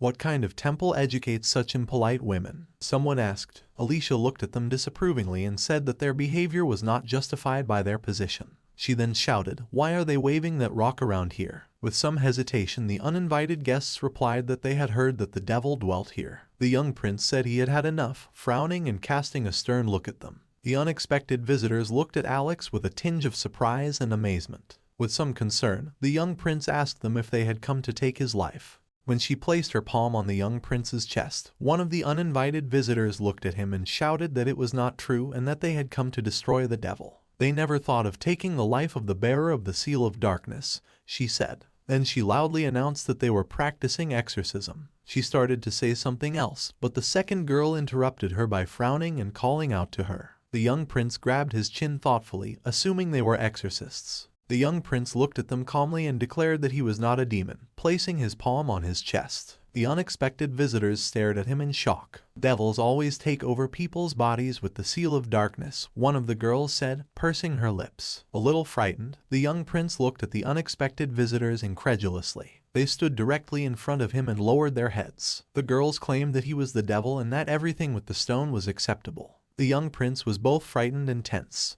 The unexpected visitors grabbed each other's hands. One grim, black-eyed girl introduced herself as Nate, and the other girl said, very briefly, that she was Tika. They clasped hands tightly and declared that it was time to begin. The young prince clenched his fists, raised his eyebrows, and became wary. The uninvited guests' declaration that they could not return empty-handed also made Alicia and the brunette nervous. The gloomy girl warned the young prince not to hold a grudge against them. The other only frowned. The brunette and Alicia, who was standing next to him, grabbed their swords and pointed them at the intruders. The girls stated that they had been ordered to complete a task and they must finish it. They summoned a saint by casting an incantation and raising their hands adorned with bracelets. When the divine being appeared beside them and some light appeared, the unexpected guests begged him to give them his power. With their mouths hanging open, the girls stretched out their hands towards the divine being. The young prince looked up at it and crouched down in awe. They were a bit startled and cautious as Alicia and the brunette hurried towards the unexpected guests. The young prince loudly ordered the girls to stop immediately, simultaneously raising his eyebrows and extending his arm to his side. The gloomy girl shifted her eyebrows and declared that only devils were attacked by divine beings. The young prince looked at them angrily, believing that the demon lord's summoning was a spell that was completely different from the summoning of a saint. Furthermore, this creature would attack until it destroyed the demon. However, it would become inactive if there were no other demons nearby, since they had never summoned it before. The sullen girl got a little worried and asked the other girl if they had messed up. The second intruder frowned and sternly stated that it was impossible to deceive the eyes of an angel. The divine being opened his eyes and suddenly transformed into a terrifying, incomprehensible creature with 3 eyes and 2 swords in his hands. It also had 2 additional hands, each with 4 fingers instead of a tongue. The other shouted that this meant he was the devil after all, while the sullen girl shouted that an angel had attacked. The brunette and Alicia were furious and wary, while the young prince stared at the devil with his mouth open in horror. The divine entity attacked them, pointing its large sharp sword at them. There was a very loud sound and a very bright magical power emanated from the sword. The brunette formed a magical shield, clenched her teeth and extended her arms. Alicia grabbed the young prince as he reached for her, looking startled. Surprised, he glanced at his hand and wondered why the dark magic hadn't manifested. The divine entity then crossed her arms over her chest, preparing for another attack. Alicia screamed that she was attacking again, protecting the young prince. Alex stared at her in horror, not knowing what they should do. The young prince averted his gaze, assuming he had feelings for the devilish girl. Since she was human, the devil girl, who had very excited and frightened eyes, asked why he attacked. It occurred to the young prince that he could make a deal if she was banished. The demon girl also expressed how frightened she was. The young prince thought that the divine being needed to be defeated, but he wasn't sure how to accomplish that. He thought that just seeing an angel was highly unusual, and he couldn't find any instructions on how to defeat it. The brunette gritted her teeth, closed one eye, and grunted, clearly desperate. The young prince frowned and thought that golems wouldn't be very useful, and that his holy aura was stifling the magic of others. He called out to Selena, raising his hand. Trying to protect his allies, the young prince summoned a fire barrier. A magical dome materialized above them, and the supernatural creature began its attack. Small fragments of the magical barrier flew apart. The brunette sat on the floor, feeling a bit exhausted and anxious, while the young prince was in complete shock. When the whole situation was considered, the pieces of the barrier collapsed. This divine being caught the young prince's attention. He frowned as he thought about how the barrier was completely destroyed in one blow.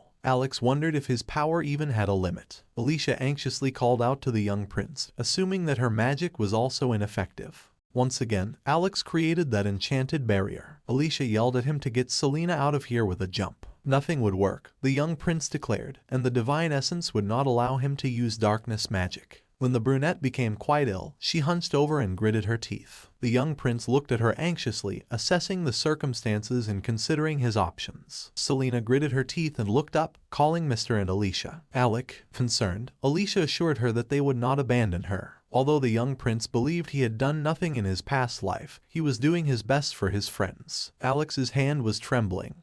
The angel suddenly had 8 pairs of hands, each armed with a sword. The angel had 2 arms, so it can't be, Selena said angrily. The angel rushed towards them and struck them with all his swords. There was a lot of smoke in the air and shards flew in different directions. Tika and Nate shouted that the devil was defeated. Subsequently, the tiny magic barriers became visible as a hand appeared out of the thick smoke and reached for them. Dark magic emanated from the young prince's seal on his hand as he looked at the unexpected guests. Thanks to these magical barriers, they were able to avoid the divine creature's attack. Alicia and Selena stared at the whole situation in bewilderment. Alex raised his eyebrows, believing that they would now succeed if he strengthened his grip on the dark energy, allowing the barrier of darkness to contain the attacks of this divine being.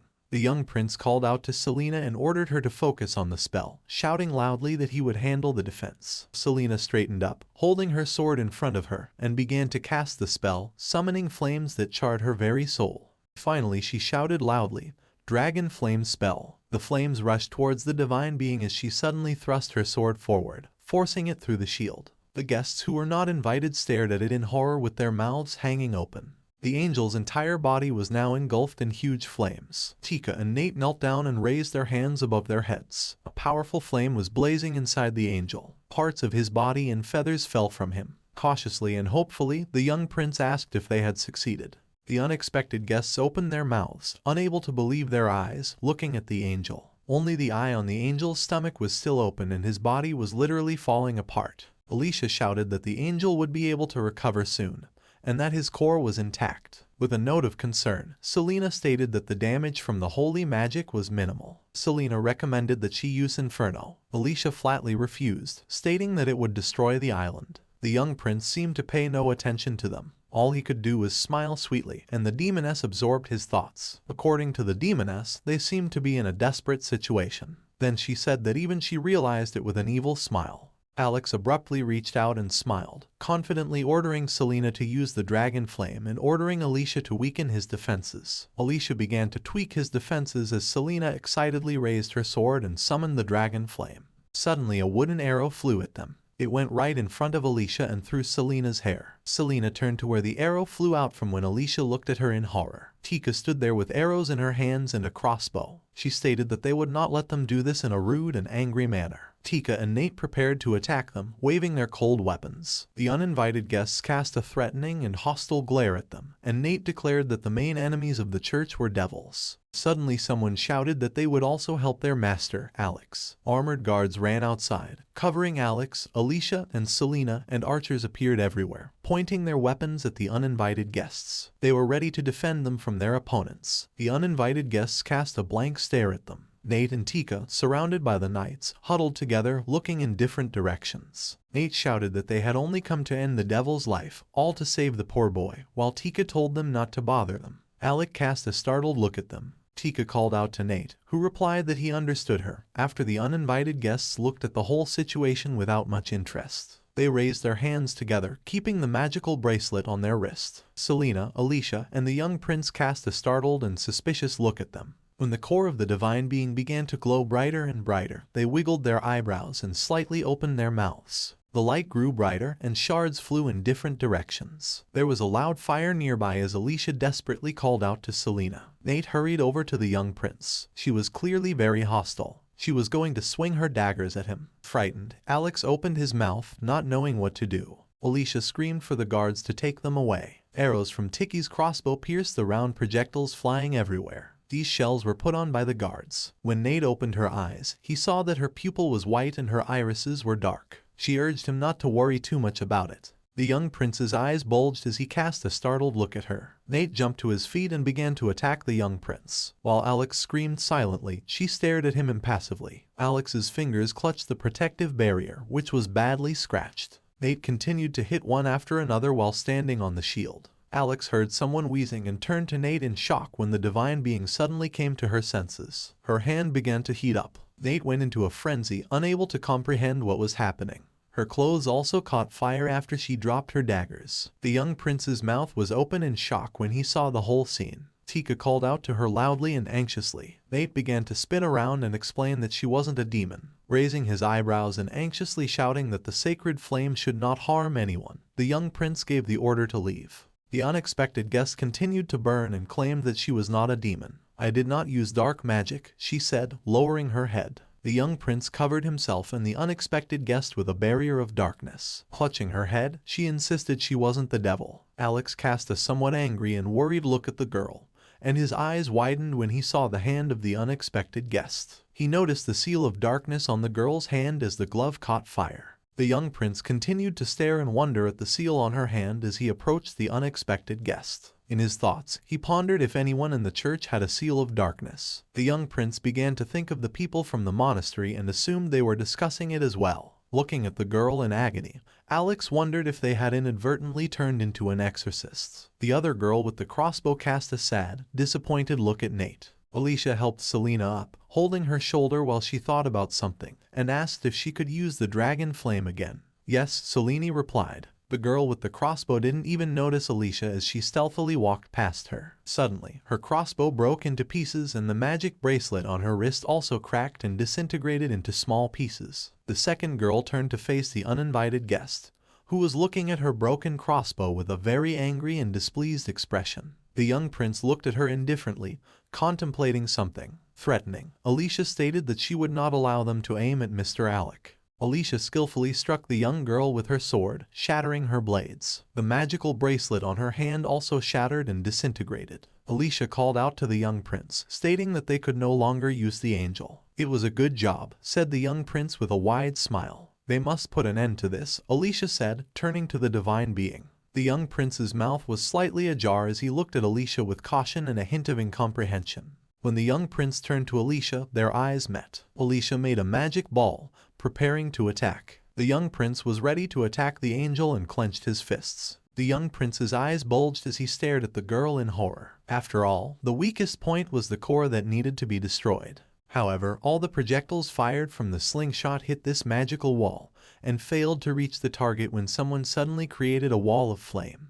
The failed attack and the unexpected obstacle surprised the intruder. It turned out that Selena had trapped the intruder in a magic dome, creating this wall of flame. Concerned and frightened, the girl stared at the situation, not knowing what to do. Gritting her teeth, Selena surrounded herself with the magic dome. She warned the young prince that she wouldn't stay long. Alex said seriously that he understood her when he turned around. Alex frowned and closed his eyes, thinking that he had considered leaving Alicia in charge of the holy magic.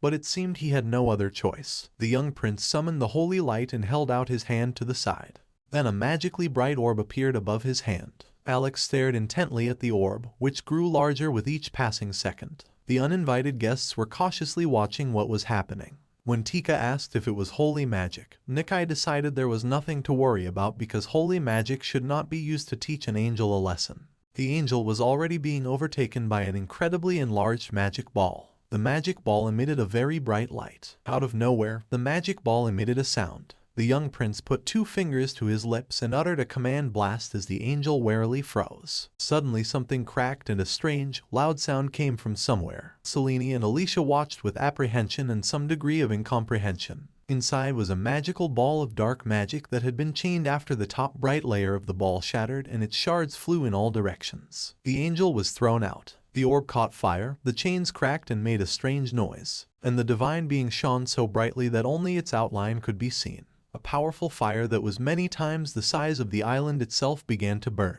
When the young prince slightly flexed his fingers, the divine essence literally began to disintegrate, and the magic ball was covered with numerous large cracks. With the seal of darkness raised, the young prince clenched his palm into a fist and declared that this power had the power to change fate. With a loud explosion, the magic ball shattered, sending its shards in all directions. Giving him a very happy and somewhat reserved smile, Alex grabbed his wrist. His seal of darkness radiated dark energy, and the young prince believed that the angel would not defeat his dark magic. With a frightened expression on his face, the devil girl asked him who he was, taking in the fact that he was simultaneously endowed with both dark magic and holy power. The young prince muttered something introspective. Alex calmly said that he was only human, closing his eyes and tilting his head slightly. At that moment, Alicia and Selena shouted at him. With happy smiles on their faces, they hugged the young prince tightly. Alex felt a little claustrophobic and awkward because of the close proximity. Selena saw that the young prince had defeated the angel in one blow, and Alicia said that their master had exceeded all their expectations. Not knowing what to say, Alex cast a slightly awkward glance at them. The guards holding back the uninvited guests were clearly not happy. Feeling somewhat exhausted and discouraged, Tika wondered if the angel had really fallen victim to the devil. Nate, too, was a bit scared and depressed, hesitantly stating that it couldn't be. They asked themselves what to do, examining their broken magic bracelets that lay in pieces on the ground. With an angry look in his eyes, Alex turned to the uninvited guests and declared that they would deal with them now. Alex frowned as he looked at the uninvited guests and stated that his choice would be based on their answers. Selena and Alicia frowned at the girls as well. As Alicia began to draw her sword, the uninvited guests became wary and a bit tense. Turning to the young prince, one of the girls said that she first wanted to know if he was the devil. A little taken aback, Alex calmly stated that they were mistaken and that he was not. However, he thought that the angel had attacked him anyway. The young prince speculated that his seal of darkness might have caused the divine being to react. Since they had already summoned it several times, the girls confidently stated that it couldn't be.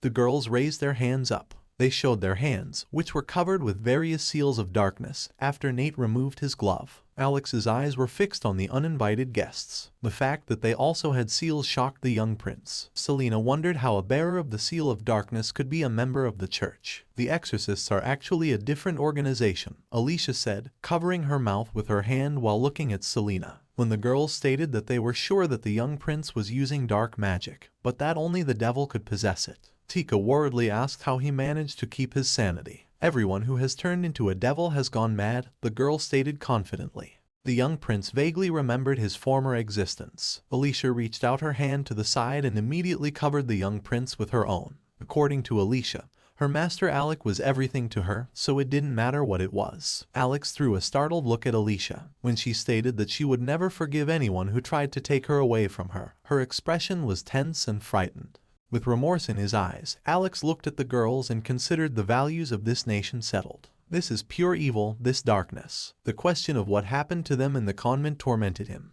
Miri was crying at this time, so Tika lowered her head and said that they should kill the devil. Alex asked the girls who Miri was, coldly, collected and interested. There was a hint of melancholy in the girls' eyes as they eyed the young prince warily. They remembered how the woman had told them to hide the seal so that no one would see it when they were young. The woman angrily told the frightened girls to memorize it and not be caught, and they always agreed with her. The woman always benefited from the young girls following her. The residents who were clearly hostile to them ridiculed them. After this woman cured the girls, she said that they should now realize how dangerous it was. As the girls grew older, this woman emphatically warned them to be careful because the seal made many of the townspeople despise them. The girls laughed together, describing Miri as very kind but strict. Miri, who also possessed the seal of darkness, assured the girls that they would always have money and that they would no longer fear exorcists. Miri threw an apple and stated that the most important thing was to comprehend the elements and that they would have personal magic teachers. While one of the girls demonstrated her mastery of fire magic, the other demonstrated her mastery of archery. Miri smiled sweetly and good-naturedly and encouraged Tika to try it too. Maid enthusiastically stated that she would try to get stronger as soon as possible.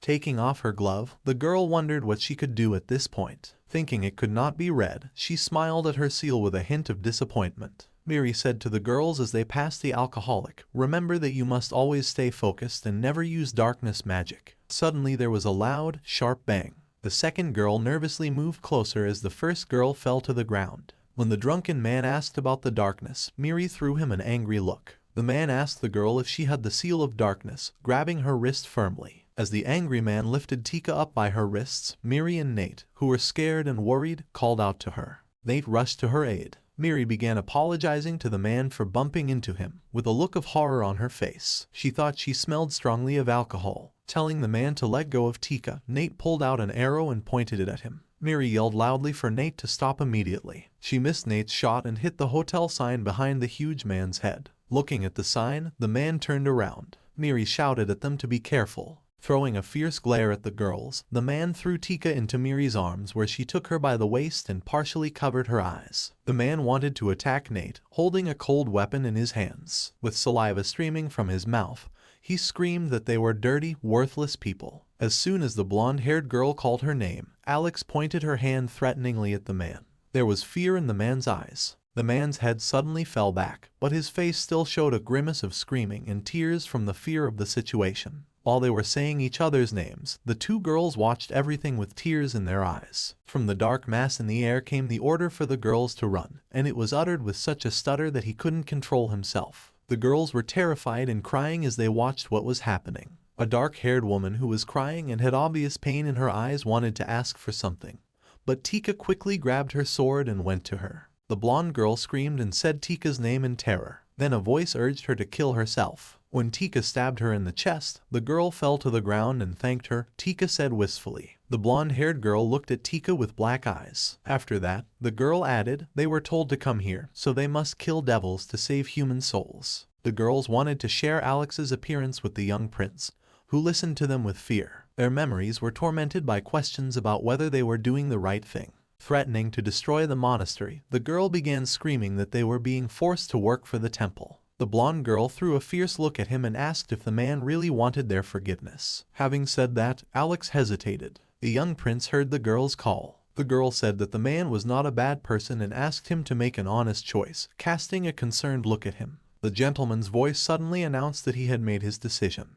The two young girls listened to the gentleman with trepidation. The young prince only had time to say this before the girl cut him short, telling the master that they wanted to kill him and that they were willing to suffer any punishment. One of the girls began to speak with regret in her eyes, while the other girl continued to speak while crying, claiming that they were devils as a result. They tried not to meet the master's eyes. The two girls suddenly collapsed on their knees and declared that they were giving their lives to him. I think about how the girls will soon meet Miri when the cross falls and shatters. The two young girls continued to kneel before the master. Looking at the intruders, Alicia walked over and ordered them to get ready. The man's frightened eyes were obscured by the girl with brown hair. Expecting a blow from the blonde, the intruders gritted their teeth and clenched their eyes. The young prince shouted for Alicia to stop and quickly removed his hand from her face and stood in front of the nuns, covering them with his own. The girl looked at the man incomprehensibly. The blonde suddenly had an idea and enthusiastically stated that it was necessary to gather information beforehand.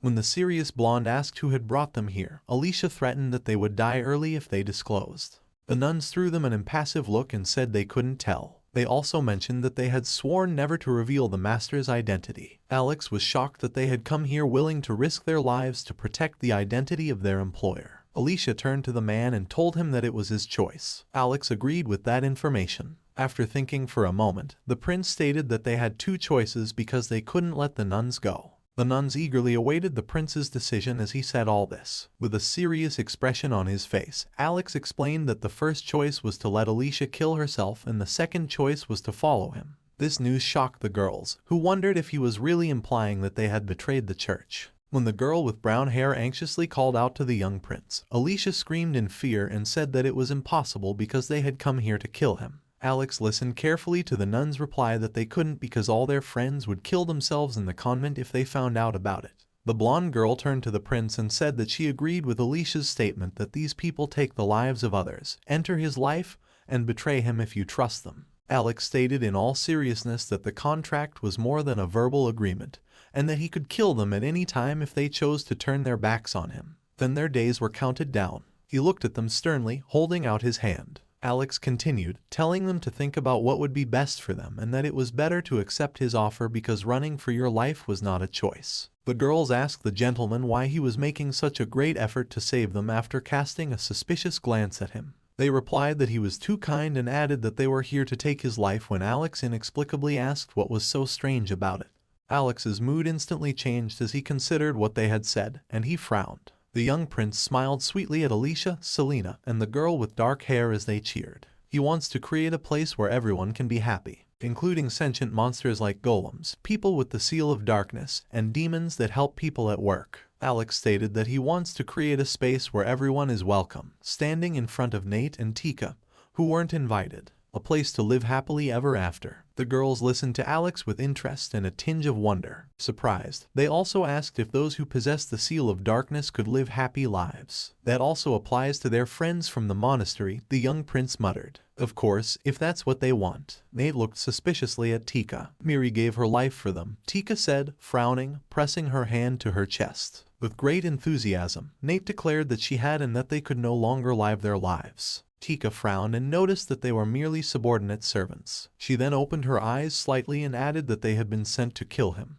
They called out to Alex as they suddenly grabbed their hoods and pulled them off. The young prince cast a startled look at them. The young prince earnestly asked Tika to sign a contract with them. They are willing to serve him for the rest of their lives, Nate added sincerely. The young prince smiled graciously and accepted their offer with confidence. He extended his hand to them. The young prince touched the girls' fingertips as they raised their hands to their foreheads. The girls flinched slightly as they were lifted into the air and opened their mouths slightly. They are now his followers, the young prince declared. The girls expressed their amazement at this amazing power and asked where it came from. The girls stared at their hands, which held the seals of darkness. Alex thought for a while and was a bit taken aback. He began to give an explanation. According to the young prince, Nate has a shadow seal, which is not as powerful as the crescent moon seal but is very useful in combat and hunting, while Tiki has the crescent moon seal and is an expert in stealth. The girls looked at their seals curiously. They shouldn't worry, the young prince said, smirking, because both of their seals are very useful. With surprise and excitement, the girls said they would do their best. According to Nate, Tika hadn't figured out her seal yet. Tika started to turn the situation around on herself, slightly offended, but Nate argued that the young prince had stated that she would be useful in battle. Alex thought no one questioned the demon girl when she claimed they were giving off a strange odor. Alicia felt a little annoyed. They're both experienced individuals who take the lives of others, Selena said, taking her by the chin. Alicia felt a little alarmed. Although she was the example of the young prince's choice, she stated that she couldn't trust them. She asked him to let her look at them first. Although the young prince was a little stunned, he assumed that Alicia was just worried about him. When the young prince said he understood her, Alicia threw the girls a somewhat angry look and shouted that she would cut off their heads immediately if they did anything suspicious. The girls said they understood her, but they were scared and stammered a bit. Tika and Nate promised not to let him down. Alicia warned them to treat the young prince with great deference and promised to provide them with good training. The girls stammered in agreement. Selena and the young prince smirked as they watched them. Eventually night fell. There were trickles of water dripping from a small fountain. A little tired, the young prince sat down in the water. He sighed, thinking that he had lost all his strength in the battle. According to Tiki, he thought a member of the Saints' Church, which is located in Banished, had made this order for his last days. According to Tiki, they received a letter of instructions instead of a face-to-face meeting. The young prince recalled that Nate had stated that they avoided talking directly to those who had the seal of darkness because they didn't like them. She explained that the assignment, which was to destroy the devil and kill the prince, had just been given to them. They mentioned somewhat worriedly that they had encountered numerous dangerous demons while flying through Tyr, and couldn't contain their smiles when they finally came across a settlement. Alicia asked the girls if this meant that there was no evidence that the church had anything to do with the attempted assassination of the prince. The girls enthusiastically agreed. The young prince believed that his father had ruled Barrios until his rebirth, but he had tried to overthrow the emperor on the day of the rebellion. With sadness, Nate mentioned that the church already had about 10,000 ministers. Taking his chin, Alex thought about the number 10,000, which symbolized the sheer number of divine beings. He was clearly exhausted, Selena said with a smile, and she recommended that he take a bath today as it was a good way to relieve his fatigue. As a result, the young prince found himself in a steam bath. The young prince lay comfortably in the water. He thought it was very pleasant as he closed his eyes. On the walls were engraved drawings of angels, and on the ceiling hung a beautiful chandelier surrounded by steam. According to the young prince, the design was quite peculiar. The young prince thought that it was very nice to relax alone while looking at the moon that was visible through the ceiling. He remembered a past life in which he thought he was afraid of being alone. The young prince remembered that when he was training or studying, he was alone all the time. No one cared about him and all his efforts were in vain. He wanted at least someone to notice him because he was afraid of being alone all the time. The man was extremely concerned about this, but he didn't leave with any anxiety. The young prince looked up, smirking genuinely, thinking that everything was fine now and that he had real friends now. The young prince remembered Tia, Julius, Ollie, and Elijah. Just as Nate and Tika, who were equally embarrassed, they stood, fully clothed in a towel. The young prince grinned, remembering the girls and imagining that they were now with him. He looked on in silence, not noticing the girls entering the bathhouse. It was obvious that the young prince was entertaining his thoughts. He wondered why they didn't have everything. When Alex opened his eyes slightly, he saw 4 girls standing in front of him, all dressed in towels and bashfully covering their bodies. Feeling ashamed and a little scared, the young prince submerged himself a little and wondered why he always imagined them naked when he took a bath. Alicia remarked that prolonged exposure to water could lead to drowning. Finally, the young prince saw the girls smiling shyly at him while Tiku and Nate laughed quietly. Alicia put her hands on her cheeks and smiled sweetly as she described how small the bathroom seemed and how only she and the young prince could fit in it. When the young prince realized that they were actually standing in front of him naked, he was shocked. The dark-haired girl angrily shouted that she wanted it too and that it wasn't fair. Tiku said it was very cute, covering her mouth with her hand.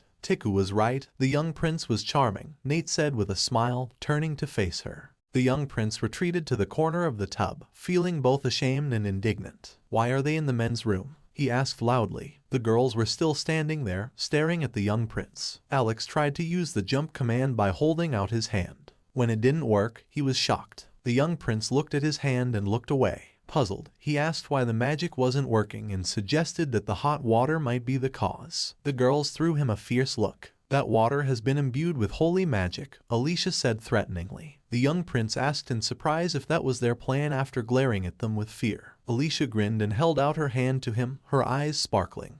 Alicia offered to wash the young prince's back. This alerted Alex, who looked at them with a tinge of embarrassment and fear, imagining how desperately she wanted to rub his back. Tiku folded her palms in a boat and cried loudly, adding that she would like to wash the young prince's adorable little back as well. Alex frowned and angrily asked why they wanted to wash with him so badly. The demon girl asked if he still didn't understand, covering his mouth with her hand and smirking slyly. She advised him to consider it a reward. Alex claimed that despite his childish appearance, he was well into his 20s and his cheeks were covered in a heavy blush. With a wide smile and crossed legs, the demon girl advised him to enjoy the moment while he still had it. With a smile, Tika and Nate sat down on either side of the young prince and began soaping up his body. Their cheeks flushed slightly. Alex tucked his knees up slightly and opened his mouth slightly, trying to hide from them. Selena then frowned and clenched her fists. She looked extremely angry and threatening. "I'm really excited," she muttered loudly. Raising her voice, she declared that she would not stop until she had washed the young prince's back.